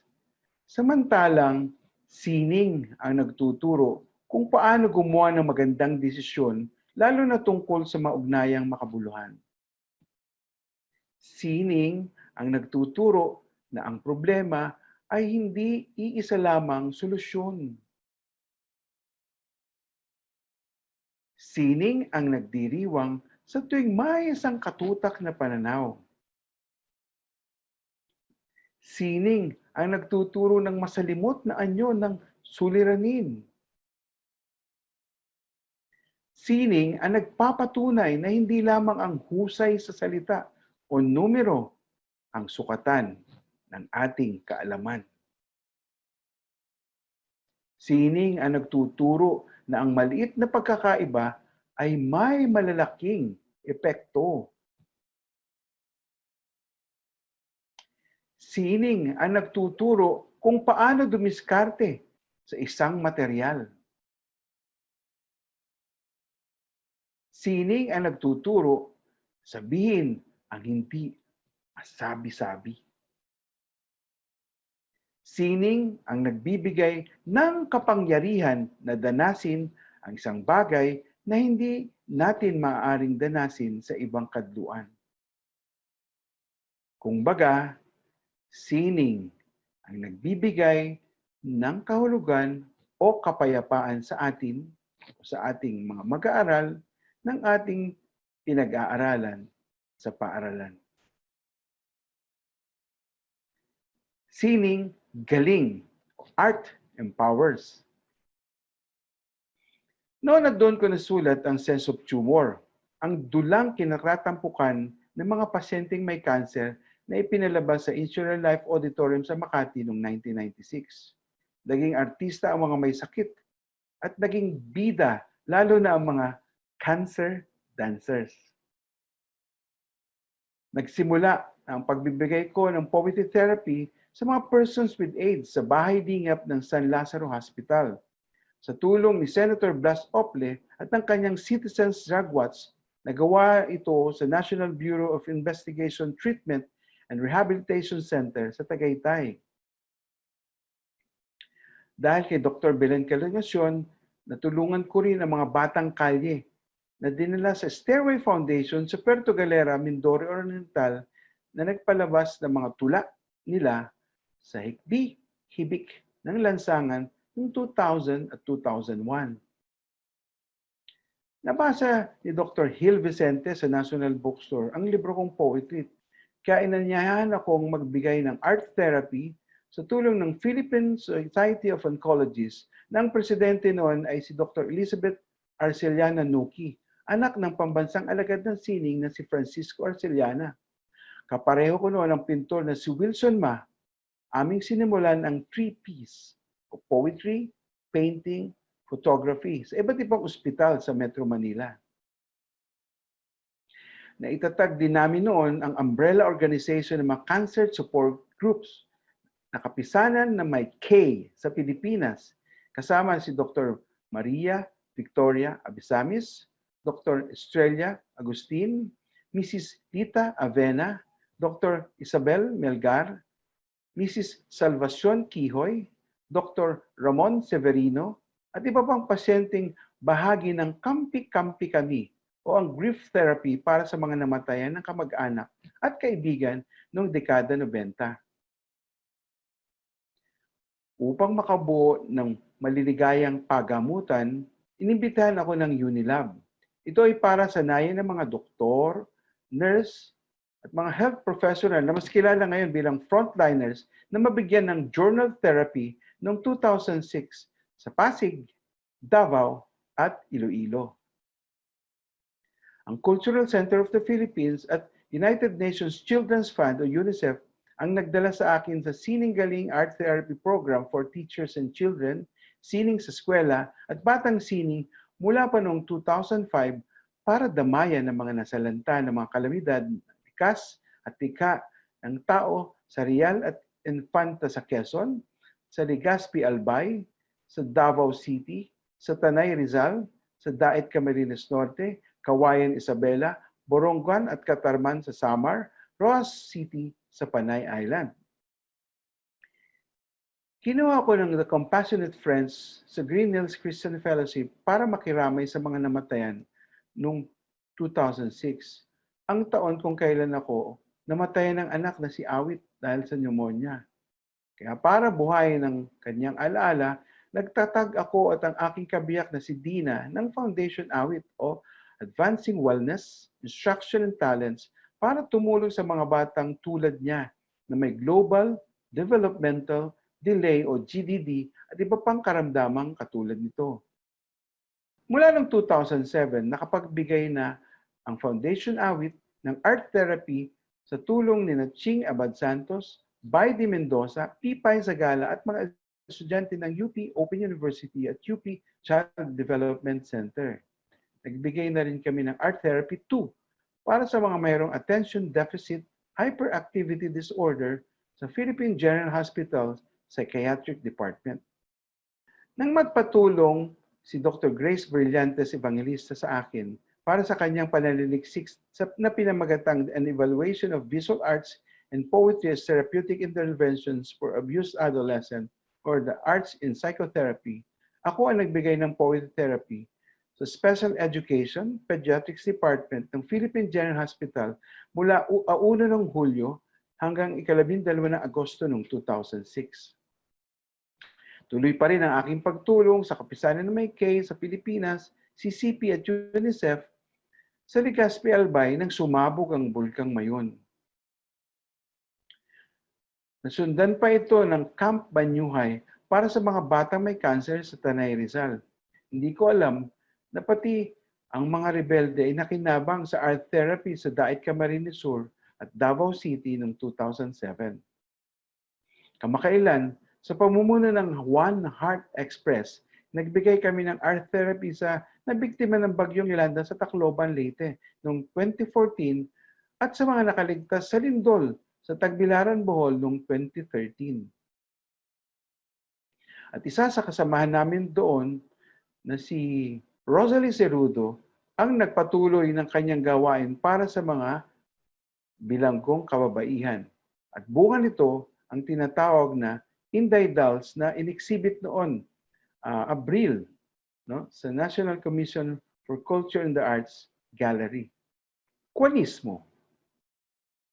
Hindi lamang ito panitikan, hindi lamang ito sayaw, hindi lamang ito musika, hindi lamang ito sining visual, hindi lamang ito arkitektura, hindi lamang ito teatro, hindi lamang ito pelikula, hindi lamang ito fotografiya, hindi lamang ito multimedia, hindi lamang ito pamamahayag, hindi lamang ito pagpapahayag, hindi lamang ito likha, hindi lamang ito likas, hindi lamang ito buhay, hindi lamang ito kamatayan.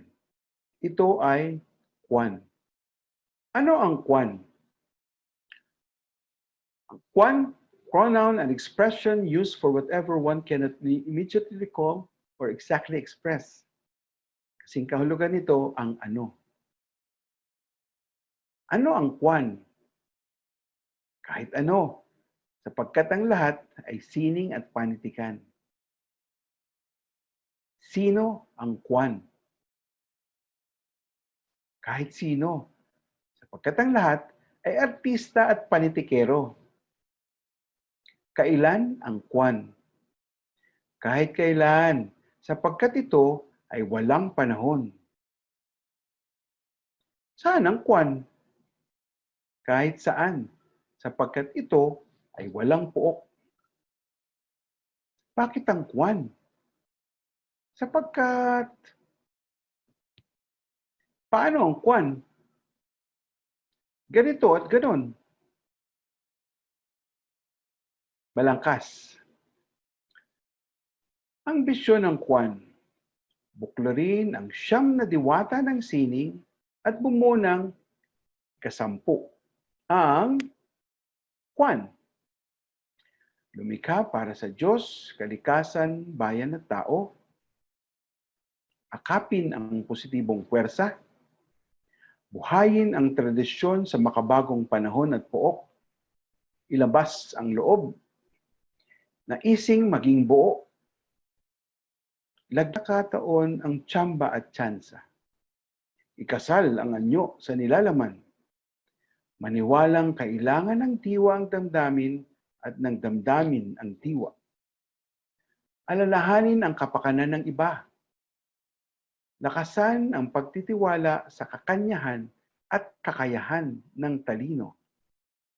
Asahan ang popularisasyon, intelektualisasyon at istandardisasyon ng wika.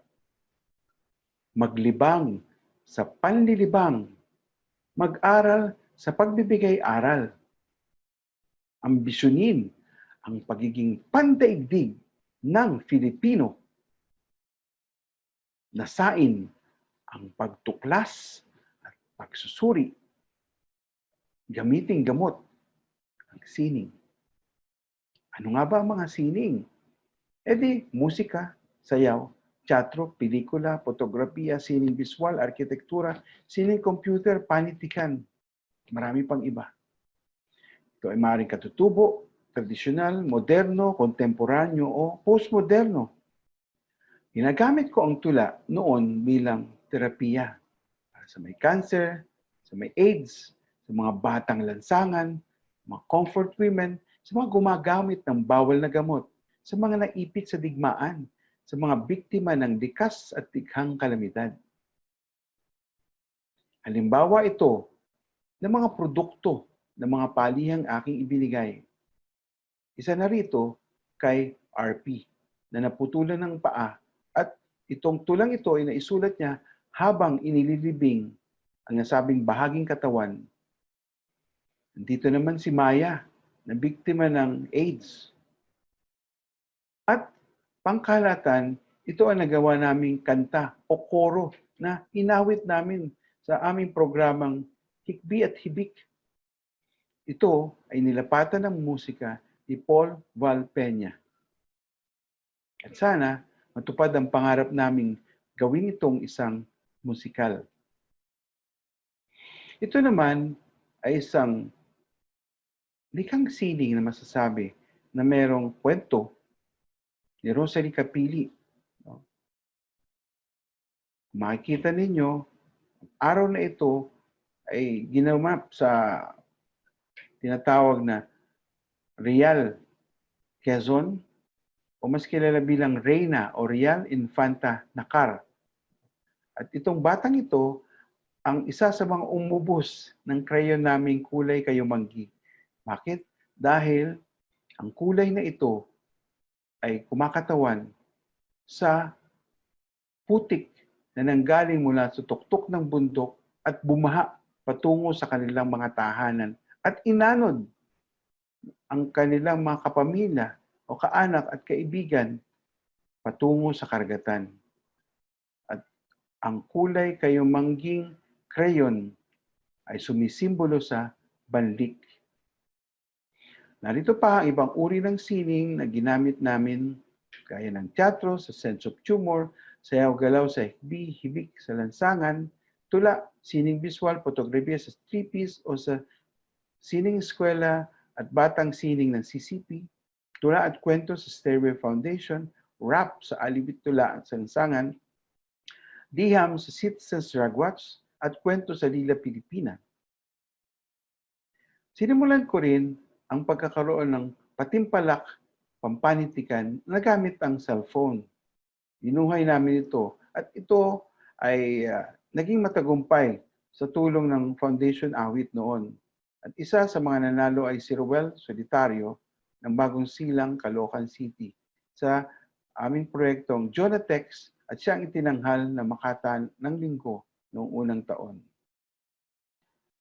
Noong nagka-COVID-19, nakipagtulungan ako sa Rappler at nagkaroon kami ng mga tulang para sa pandemya lamang. At tinawag namin itong COVID-Diona mula sa mga lahok ng milyon-milyon naming mambabasa. Ang halimbawa ng Dionang ito ay sinulat ni Mang Seksay. Noong ikalawang buwan, nagkaroon naman tayo ng COVID dalit. No?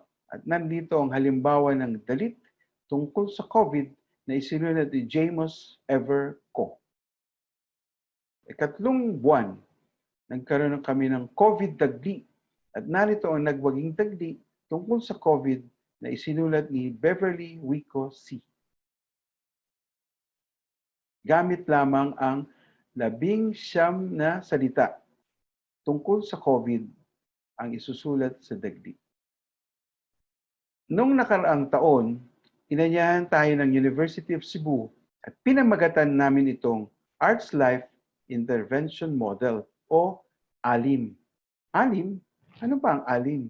Ang ALIM ay salitang Cebuano na nangangahulugang to heal, mend, or recover.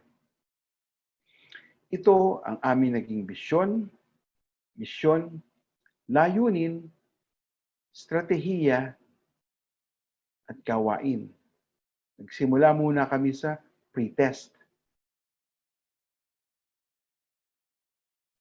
Tapos, pinapanood namin sila ng pelikula, pinapagbasa, pinagsulat ng journal, pinag-drawing araw-araw, pinagsulat, pinag-drawing, pinasayaw, pinagalaw, pinag-tai chi, pinag-qigong, pinag-yoga, pinakanta, pinag-caroling, pinag-rap, pinag-flip-top, pinaarte, pinagkuha ng retrato, ng pelikula at video. Saka namin sila binigyan ng post-test.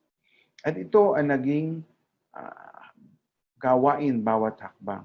Ang mga natulungan namin noon ay ang mga kalalakihan, karamihan na gumagamit na ipinagbabawal na gamot.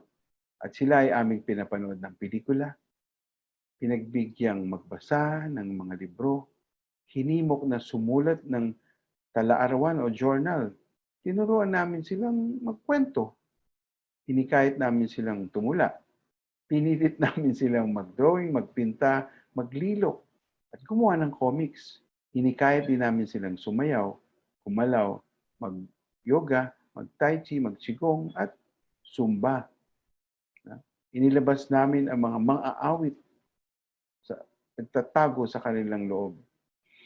At pinatay namin ng stage fright sa kanilang pagtatanghal. Binigyan namin sila ng camera o camera phone para magkuha ng mga larawan at maglabas ng isang maikling pelikula o video.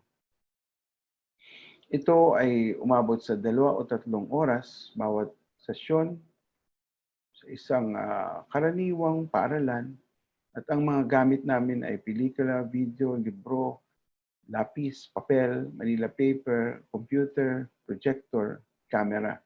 At siyempre, ang mga inaasahan ay mga malikhaing gawain, panaliksik, publikasyon at produksyon. Kamakailan, naanyayahan ako ni Christopher Okemwa, isang performance poet mula South Africa, na magbigay ng mga tula sa isang World Anthology of Poems on COVID-19. Pinamagatan itong Musings During Time of Pandemic. Kamakailan, naglabas si Dr. Noel Pingoy ng special issue na tinatawag ng The Illness at pinamagatan itong Naming Our Wounds sa South Cotabato. Ito naman ang isa sa pinakamalawak o masaklaw na antolohiya ng mga akdang pampanitikan na sinimulan ng National Committee on Literary Arts ng National Commission for Culture and the Arts sa pamumuno ng editor at pinunong si Juliet Malyari. Kamakailan, Cultural Center of the Philippines ay naglabas ng In Certain Seasons. Ito ay mga nanay na sumulat tungkol sa COVID. Ang kakaiba rito, ito ay isang electronic book ng naglalaman ng 41 akdang pampanitikan na nakatutok sa karanasan ng mga nanay noong panahon ng COVID. At sa taong ito, inaasahang lumabas ang nabuo kong personal na koleksyon ng Daglit na ang nagbigay ng paunang salita ang isa sa pinakamahusay nating kwentista at nobelista na si Ginong Efren Abueg. Kapansin-pansin na rin ng pagkakaroon ng COVID-19 na naglabas ang ating mga alagad ng sining ng mga outlet para sa Facebook at iba pang social media. Nandyan ang tugon, nandyan ang latag. At bilang paglalagom, narito ang aking Ako ang Universo, Universo ang Ako. Bago natin baguhin ang universo, baguhin muna natin ang ako. Gawin natin ang lahat ng may malasakit sa iba. Sa halip na ako, kapwa muna. Kapwa ako, kapwa bahay, kapwa barangay, kapwa bayan, kapwa bansa, kapwa daigdig, kapwa universo. Ito ang magtuturo sa atin na maging mas papalabas kaysa papaloob. Mas maging maka-universo kaysa maka-ako. Ako ang universo, universo ang ako. Iisa. Universo ang bunga ng bahay, barangay, bayan, bansa, daigdig, at akong pinag-isa. Ako ang bunga ng bahay, barangay, bayan, bansa, daigdig at unibersong pinag-isa. Pinagkakaisa ang iba't iba ng magkakabilang dulo. Pinagkakaisa ng paniniwala at pagtitiwala. Pinagkakaisa ng pag-asa. Pinagkakaisa ng pag-ibig. Wala ang mga ito. Saksi tayo sa mga alitang nauwi sa awayang, nauwi sa digmaan. Ito ang laban ng walang panalo. Wala. Nagaganap ito sa tuwing inuuna ang sarili. Kung atin munang isa sa alang-alang ang kapakanan ng kapwa, makakabuo tayo ng kapatiran. Hindi mapapatid ang pusod. Bawat isa, sa bawat isa, mapaparami natin ang sarili. Magiging tayo ang ako. Positibo. Saka natin gagawin ito. Una, tayo ang pagbabago. Ikalawa, kaya nating magbago't bumago. Ikatlo, kaya nating matuto't magturo.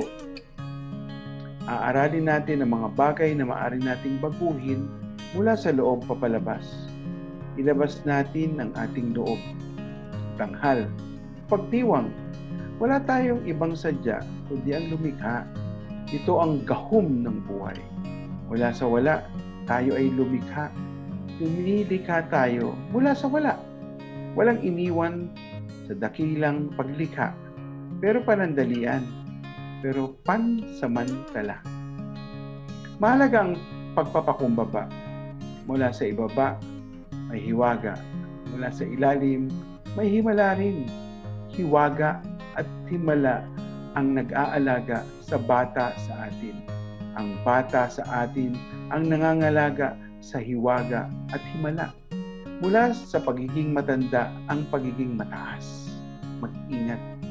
Lumingon sa pinanggalingan nang makarating sa paroroonan. Kung hinahati natin ang mundo sa likas at likha, ang kalahati ang likas. Natural, ang Diyos, ang dakilang lumikha.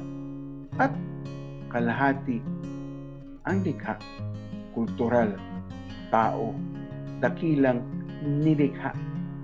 Ang tayong sumusulat o bumibigkas o nagtatanghal, tayong sumasayaw o kumikilos o gumagalaw, tayong kumakanta o tumutugtog, tayong nagpipinta o nagdidilok, tayong nagbubuo o nagdidisenyo, tayong umaarte, tayong nagdidirehe, tayong kumukuha, tayong nagbibigay o nagpapalit. Maging ito ay retrato o video o kung anumang media, lahat ilalabas natin, lahat ipapalabas natin, lahat. Lahat ng ito ay atin. Hariin nating parang anak, sinilang sa pagtatalik ng likas at likha. Ito ang sining, ito ang supling, ito ang sining na supling natin ng ating pagkatuto, ng ating pagtuturo. Bilang guro, kumbaga, nag-aaral sila sa ngalan ng kanilang mag-aaral. Tayo ang mga bayani, tayo ang ating sining, tayo ang ating kultura. Tayo ang bayani ng ating sining at kulturang Pilipino. Maraming salamat po. Welcome to the Right Side Up, an online event about writing and mental wellness.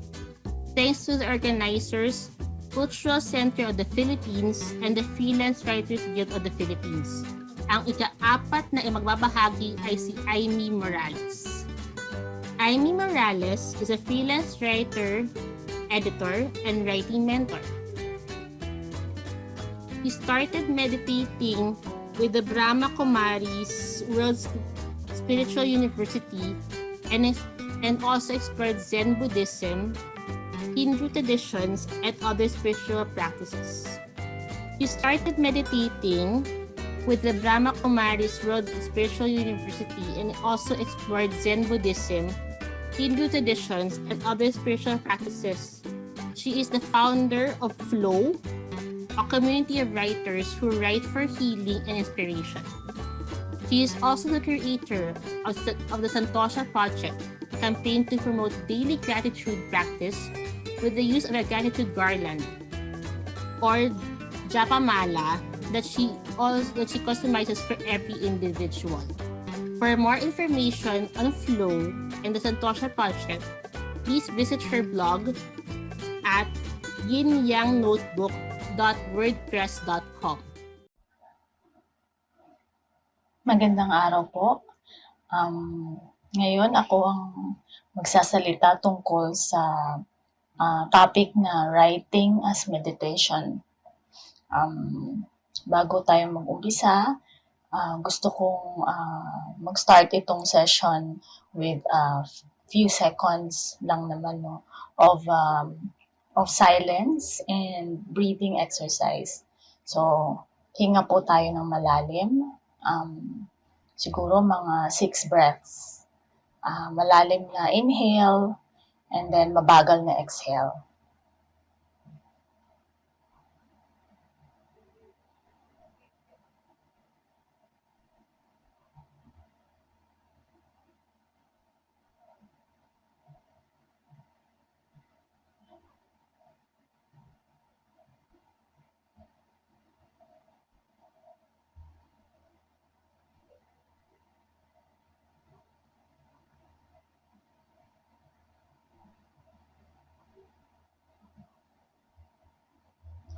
Yun. Okay. So, yung topic na i-discuss ko ngayong hapon ay tungkol sa pagsusulat bilang meditation. Bago tayo mag-umpisa dyan, siguro maganda pag-usapan muna natin kung ano yung meditation. I'm sure halos lahat naman sa atin ay meron ng idea kung ano siya at para saan ito, ano yung functions and benefits na nakukuha natin sa meditation. May mga studies or mga research na nagsasabi yung mga famous personalities, sa successful personalities in business, kahit yung mga celebrities, katulad nila Oprah, nila Keanu Reeves, nila Jennifer Aniston, yan, yung mga sikat na mga personalidad na talagang naka-incorporate sa kanilang araw-araw na pamumuhay yung meditation. At saka marami na ring nagbigay ng experience or account na malaki talaga yung ambag nito sa kanilang tagumpay dun sa success ng kanilang business or career. Ganun. So, basic sa sa kanilang lifestyle at saka araw-araw na pamumuhay yung pagme-meditate. Yung word na meditation, mahirap siyang i-define kung ano ba talaga yung saklaw niya. Pero yung mga malalapit na correlation or association dyan ay yung pagninilay, thinking, o kaya pondering, yung malalim na pag-iisip, at saka contemplation. Ito yung tinutukoy nito ay yung parang tinetrain natin yung ating isip para maging kalmado o relaxed. Tapos, para magkaroon tayo ng focused attention sa anumang bagay na gusto nating isipin or pagbigyan ng pansin. So, yun yung medyo loose na definition ng meditation. Sa aking pansariling karanasan, siguro maganda ma-share ko yung aking journey dito sa larangan na ito ng meditation. Syempre, ang unang-unang experience, siguro halos lahat tayo, ang unang experience natin ng quote-unquote meditation, yung panalangin. Simula pa nung bata tayo na natuto tayong magdasal, mag-recite ng rosary. It's already a form of meditation. Yung pagdadasal natin, at saka kung Katoliko man tayo o hindi, tapos yung ating pagro-rosaryo para sa Birheng Maria, paulit-ulit na parang chanting na rin nung Hail Mary. It's already a form of meditation kasi focused attention yung binibigay natin doon sa ating dasal, dun sa mga salita na ating inuusal. no? So yun yung first experience. Tapos siguro when I was in my early 20s, nasubukan ko yung open-eyed meditation. Ito naman yung naka-focus yung attention mo sa isang bagay at nagme-meditate ka habang nakabukas ang iyong mga mata, pero in your mind, merong imagination or visualization na nangyayari. No? Isa ito sa mga uri o mga forms ng meditation. Kasi madaming iba-ibang klaseng types of meditation. Yun yung open-eyed, no? Yung susunod na nasubukan ko, yung mindfulness meditation naman.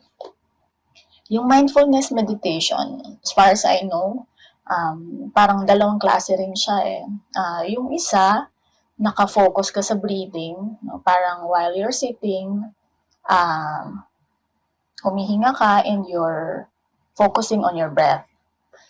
Yung pagpasok ng hangin sa iyong katawan, yung paglabas ng hangin sa iyong ilong, nakakonsentrate ka lang doon sa breath.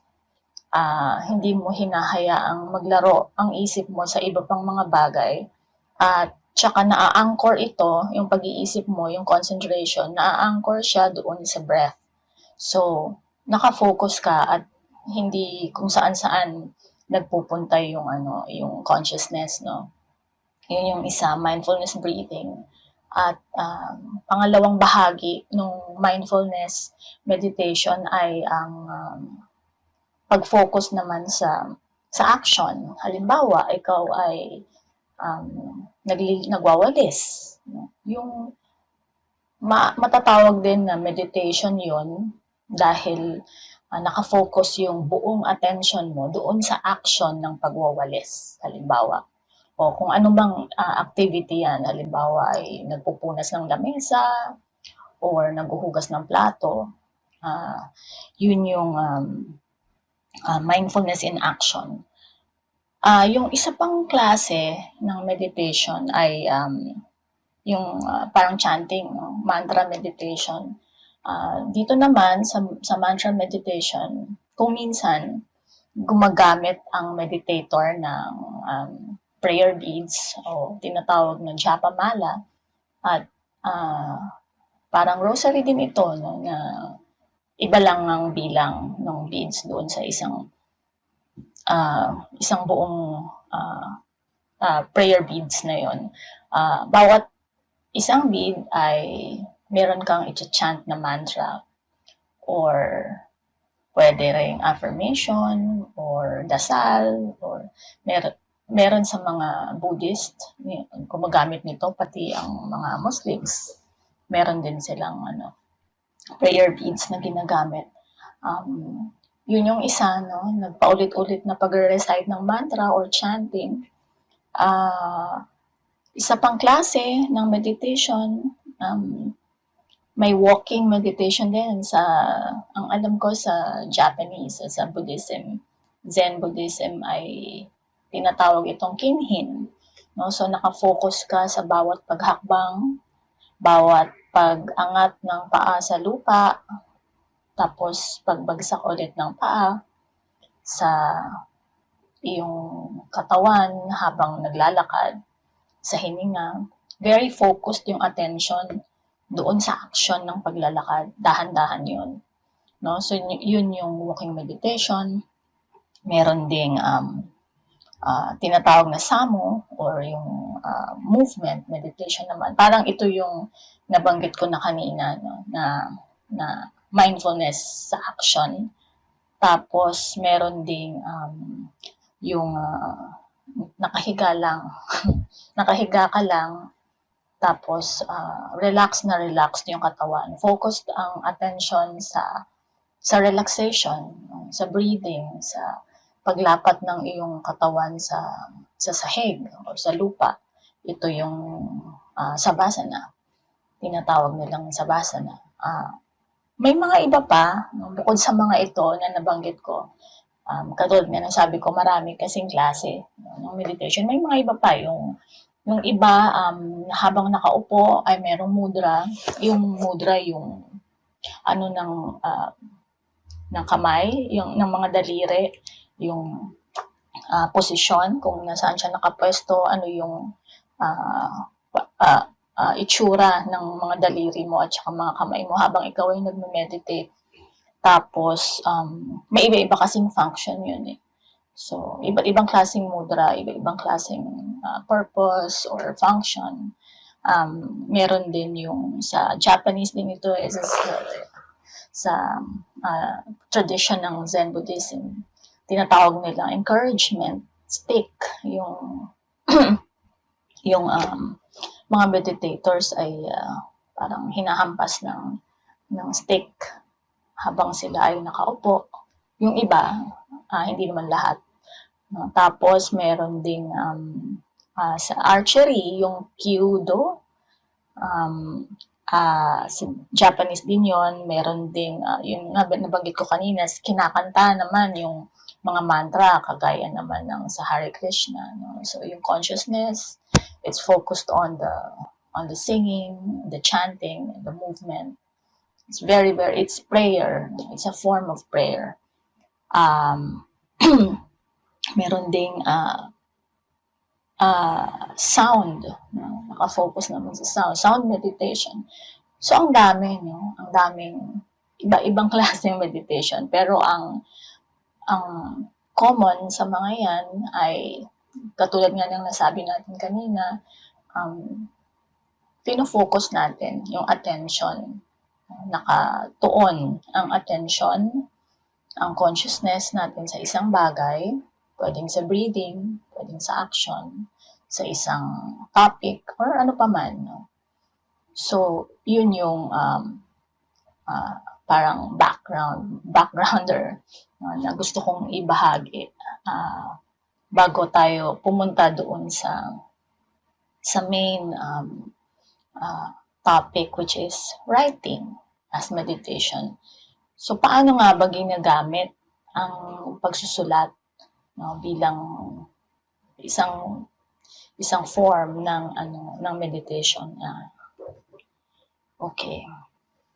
Yung writing as meditation, para sa akin, no, it's a form of self-care, alaga sa sarili. Kasi tinatawag din itong journaling. Yung journaling ay isang anyo din ng writing, meditative writing. So, ang function nito, sa karanasan ko lang, hindi ko sinaside ang anumang resource or libro or expert. Para sa akin lang, yung function ng pagsusulat as meditation, unang-una, it lets you think of something or process something. Like, for example, a problem or an issue in your life as you write about it. So, yun yung una. You think as you write. Pangalawa, nakakatulong siya na mabawasan yung anxiety na nararamdaman natin sa ating buhay or yung kalungkutan natin o yung ating stress, no? Parang nailalabas kasi natin siya sa papel, no? Kaya isa yun sa mga purposes kung bakit tayo magme-meditate sa pamamagitan ng pagsusulat. At pangatlo, ito yung very personal sa akin kasi sa sarili kong practice, dito ko talaga ginagamit yung writing or journaling or meditative writing, yung pagdiskubre ng gabay or guidance sa pamamagitan ng pagsusulat. Halimbawa, para sa akin, meron akong isang bagay na gustong ma-resolve or may kalituhan sa pag-iisip ko o may problema or may issue na gusto kong hanapan ng solusyon. At hindi ko siya ma-process or maisip yung consciously, no, na parang yung very yung habang determinado mong pinag-iisipan kung ano ba talaga yung solusyon sa problema mo. Ganun. So, minsan, ang isang tool na ginagamit ko, yung writing, kasi napapansin ko na pag sinusulat ko siya, yung kung ano mang issue yun na gusto kong i-resolve, nahahanap ko yung solusyon doon sa, or at least a course of action, no? A path to the solution. Nahahanap ko siya towards the end of my journal entry. So, mag-uumpisa akong isulat siya, very casually and very free lang yung flow ng writing. And then, I will talk about the problem, parang thinking on the paper. Tapos, towards the end of the journal entry, parang medyo alam ko na kung anong path ang iti-take. No? So, for me, isa yun sa napakahalaga na purpose or benepisyo para sa akin na nagagawa nitong pagsusulat as meditation. Okay. Pumunta naman tayo doon sa mga epekto. No? Ano ba yung perceivable or benefits ng writing if you use it as a meditation practice? Okay, meron akong nakalista dito. Number one, nabanggit ko na rin ito kanina, no? It alleviates stress, anxiety, and depression, and other negative feelings. Nakakatulong siya para mabawasan yung tension sa ating buhay. No? Pangalawa, it alleviates physical discomfort and pain. No? Kahit yung may nararamdaman ka physically, nakakatulong din siya to ease or whatever pain it is that you're suffering from. And it promotes hope, inspiration, contentment, and other positive feelings. No? Na-affirm yung mga positive emotions and feelings na habang ikaw ay nagsusulat. And finally, it helps you focus and attain clarity. Ito yung naikwento ko kanina na personal experience ko. So, nakaka-focus ka doon sa problema or doon sa issue na gusto mong pag-isipan sa pamamagitan ng pagsusulat. At nakakakuha ka ng liwanag, nabibigyang linaw yung problem at solution, syempre. So, paano nga ba natin pwedeng gawin ang meditative writing, journaling, or writing as meditation? Ano yung mga steps? No? Ano yung paghahanda na kailangan nating gawin para effective nating maisagawa itong activity na to? So, mahalaga na maghanap ka ng isang lugar. Number one ito, no? Is to find a quiet place na tahimik. No? Na mas maganda kung walang ibang tao sana para syempre para ka rin nang nagdadasal no? So gusto mo yung tahimik na space. At pangalawa, humanap ng oras na hindi ka maiistorbo, na alam mong hindi biglang may kakatok or biglang may kailangan sa iyo yung anak mo, or biglang darating yung delivery, or may biglang magtatanong, may biglang tatawag. So, siguro very early in the morning, kung tulog pa yung mga kasama sa bahay, or late at night, bago matulog, kung tahimik na yung ating bahay. So, you find a pocket of time, kahit na ang recommended nila ng mga eksperto, no, nagsasabi na for it to be beneficial, siguro mga 20 minutes a day. Pero para sa akin, kung masyadong mahaba yon at wala ka talagang luxury of time, pwede na yung mga 10 minutes, kahit na 5 minutes okay na siya kaysa wala, no? O kaya 5 minutes na madami, like 5 minutes sa buong maghapon, 5 minutes sa umaga, 5 minutes bago matulog, etc. No? Tapos, maganda rin na gamitin mo ang iyong notebook at ballpen kaysa computer. Although, hindi naman bawal na gamitin ang computer, pero ano lang, mas nararamdaman kasi, at saka yun nga yung sinasabi daw na mula sa puso, diretso sa ating mga kamay, yung flow ng energy, tapos diretso sa papel. So, longhand, advisable, tapos notebook imbes na computer. Although ang mga ito ay guide lang, mahalaga na ma-emphasize ko na you can do it in whatever way na komportable para sa iyo. Guide lang naman ito at pwede mong i-consider, or kung meron kang ibang paraan na mas gusto mong gawin ay okay din yun. Syempre, wala namang rules talaga na fixed. So,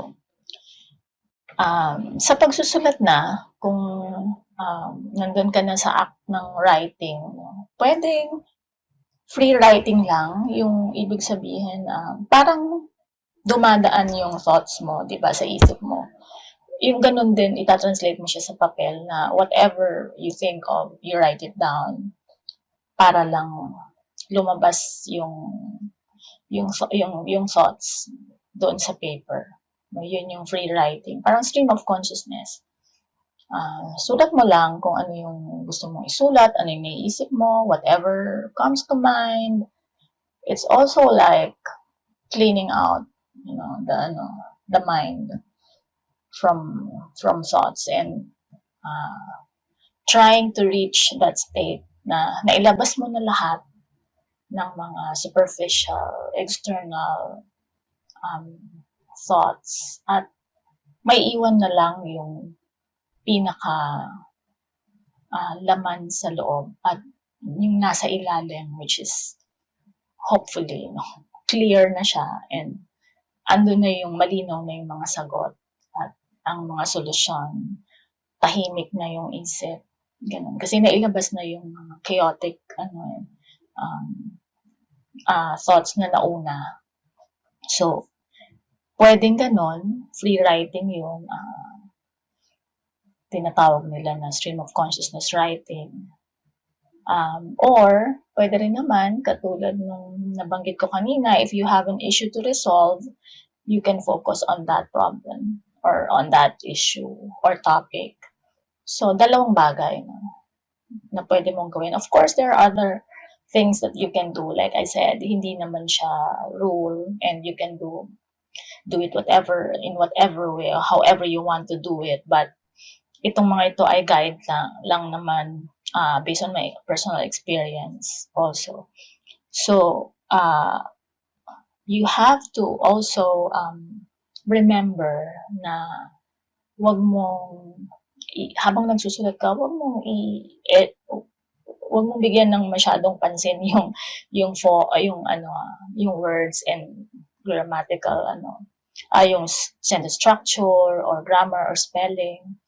Hindi na muna yun titignan. Total, wala namang ibang babasa nun kung hindi ikaw lang, at hindi naman yan isasubmit kung saan. So, hindi na mahalaga na tama yung grammar mo or yung spelling, punctuation, etc. So, mahalaga maisulat mo lang yung mga gustong lumabas na thoughts or emotions sa papel. At this point, siguro I think gusto kong siguro magbahagi ng isang sample from my own journal. Ito yung journal ko. Nagsusulat ako dito halos araw-araw. I try every day. Every day naman nagsusulat ako. Pero siguro kapag sobrang busy, talaga kahit ako nakakaligtaan ko rin or wala ng panahon. So this is something, it's very personal. No? I would like to share this with you as an example of na pwede kayong magsulat kahit ano, kahit pangit. Hindi importante na maganda siya,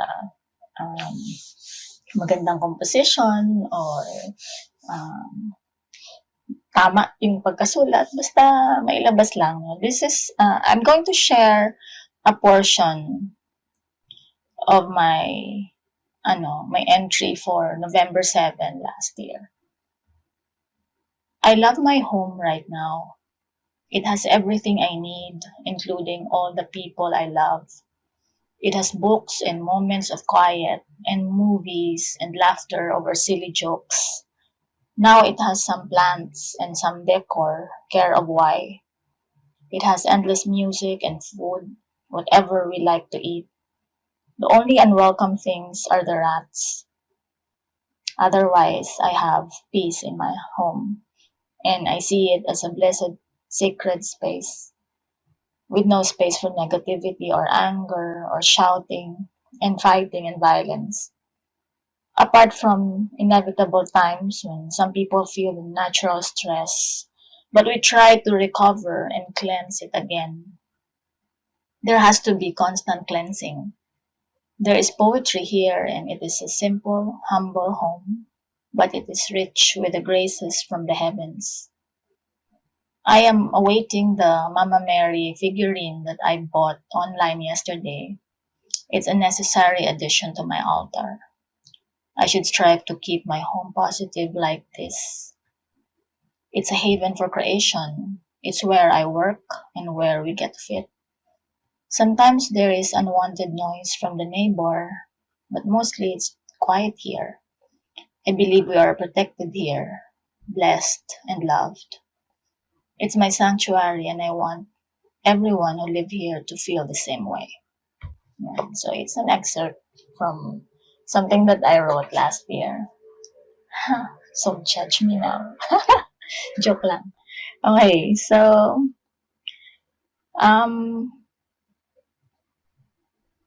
yung idadagdag ko bilang panghuli, I'm down to my last 3 or 4 minutes. Pwede nating ilagay pwede tayong mag-set up ng isang corner sa ating bahay kung saan tayo maaring magsulat araw-araw. Hindi ko pala nabanggit kanina, important yung regularity. Na if you're going to do this, try to do it every day or at least regularly, and at the same time, every day, para ma-build lang yung habit. Pero kung ano lang yung available time, of course, that's also okay. So ito lang yung mga nilista ko na pwede niyong i-consider, no, when you set up your corner or your writing area. So pwede kayong kumuha ng isang special notebook katulad ng aking journal na gagamitin nyo everyday when you write down your thoughts. Pwede rin kayo maglagay ng alarm clock dyan, yung sa phone, no? Makakatulong kasi yan to make sure that you at least give, for example, 5 or 10 minutes to the exercise. Tapos isang maliit na table na dedicated siya for that purpose. Pwede rin may music. Ako gusto ko may music. Nakakadagdag siya doon sa relaxation, doon sa feeling ng relaxation. Tapos kandila, insenso, the works. Kung gusto mo maglagay ng vase na may flowers dyan from your garden, okay din yan. Very uplifting na mood. You create that vibe, that positive atmosphere, so that yung activity is associated with peace and silence and positivity, relaxation, calmness. pwede rin. Sometimes I also do it while having coffee in the morning or having tea. Okay din yun. It adds to the overall feeling of calmness. And kung may gusto kang ilagay dyan na special object or special item that gives you peace or makes you happy, you can also put that on your table. So itong mga to options lang naman. So it's just suggestions na pwedeng i-consider or not. Ang mahalaga, you enter that space of calmness and silence that will allow you to write honestly and freely, for you to be able to attain your goal, whatever it may be, kung just relaxation man yan or you wanna resolve something o kung ano man. So I think that's it. That's everything I want to share with you today about this topic. Ano bang nakalimutan ko? Mapapansin nyo na kung gagawin nyo siya regularly, mapapansin niyo na after a while you're writing, for example, the first page, or first 2 pages ng free writing niyo or stream of consciousness writing, lumalabas yung mga hindi masyadong mahalaga na mga na sentences, na ideas or thoughts and feelings. Lalabas yun. So, hayaan nyo lang siyang lumabas. Isulat mo lang ng isulat. Ang ingay dito, ano kaya ang lulutuin namin for lunch, ang dami kong deadline, etc. I feel this. I'm thinking of this person, etc., etc. Just let it out and just write about it. And you will notice that after a while, maybe after 1 or 2 pages, lalabas na yung, magugulat ka kasi ako, ganun. After a while, ako mismo nagugulat, yung, on my 3rd page, or minsan nga, 1st page pa lang lumalabas na siya. There are deeper thoughts and more, and ideas that are not, accessible through, kung consciousness lang yung, kung pag-iisipin mo lang siya. But when you write and you allow yourself to write until that point na lumabas na yung mahalagang thoughts, it's really helpful. It's really very it's a very positive experience. So I think it's addicting na magsulat araw-araw at magsulat in this way, na gamitin ang pagsusulat para mag-meditate. For me, I'm into meditation. I do different kinds, depende sa pangangailangan. Pero itong writing as meditation, I like to do this every day. I also meditate by yung sitting or sometimes praying or chanting, or meron din akong personal practice na reciting gratitude every day, and qigong also. So madaming klase. Pero itong writing as meditation, it's something that you can do whatever time of day or wherever you are, as long as you can enter that quiet space, and doesn't need a lot of walang requirements masyado, notebook lang at saka ballpen. So I hope that you can give it a try. In fact, I would like to give you an assignment. Kung kaya, sana tomorrow, mag-carve out kayo ng kahit na 10 minutes from your day. Find quiet place, and siguro 10 minutes or 5 minutes to write something. Yun. So that's your assignment. Gawin natin yan bukas, gawin natin yan araw-araw, at sana ay masumpungan natin ang kapayapaan, kaginhawaan, katahimikan ng loob sa pamamagitan ng pagsusulat. Yun. So I would like to end my session again with breathing exercise, deep breaths, 6 deep breaths, slow exhale. You can close your eyes, and then we'll say goodbye, okay?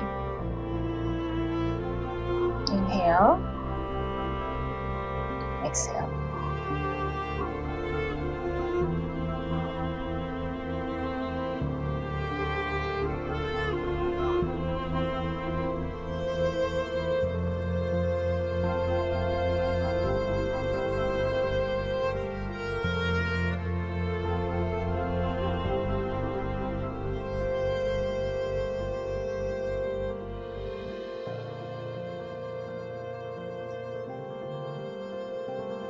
Yan. Maraming salamat po sa inyong lahat sa pakikinig. Sana may napulot tayo kahit pa paano. Salamat po.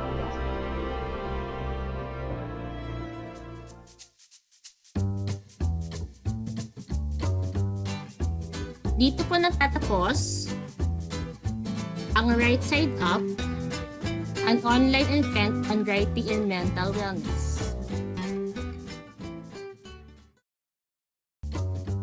Once again, para sa napakagandang digital poster na ating event, thank you Dr. Shirley Lua for giving us the permit to use the artwork of Chua Keng Keng Lua entitled Water Fairies. The Freelance Writers Guild of the Philippines kicks off its freelance serie with FWGP with the webinar Job Hunting 101, how to find legitimate freelance jobs and spot red flags on Saturday, 20th of February 2021 from 1 p.m. to 3 p.m. Join seasoned freelance writers in FWGP's very own Isa Baksa and Cecil Baltasar as they share practical tips on how and where to find legitimate writing opportunities. Learn how to spot red flags and how to avoid being scammed by unscrupulous clients. Visit the CCP Facebook page for more CCP events on arts and culture. You may also want to visit the CCP Shop Facebook page and check our catalog of various publications and merchandise. Ang CCP Shop ay ang inyong one-stop online shop for art and culture books, multimedia products, hard-to-find publications, and limited edition merchandise. Isang click lamang ay matatagpuan ninyo ang souvenir items from past and current CCP productions, special memorabilia, and rare collectibles. I-like din natin CCP Shop Facebook page and follow the CCP Shop on Instagram. Join the mailing list and be the first to receive promo vouchers at malalaking discounts sa ilang natatanging items. Happy shopping! Muli po, ako si Ina Avellana Cosio, ang inyong naging tagapagdaloy. Maraming salamat sa inyong panunood.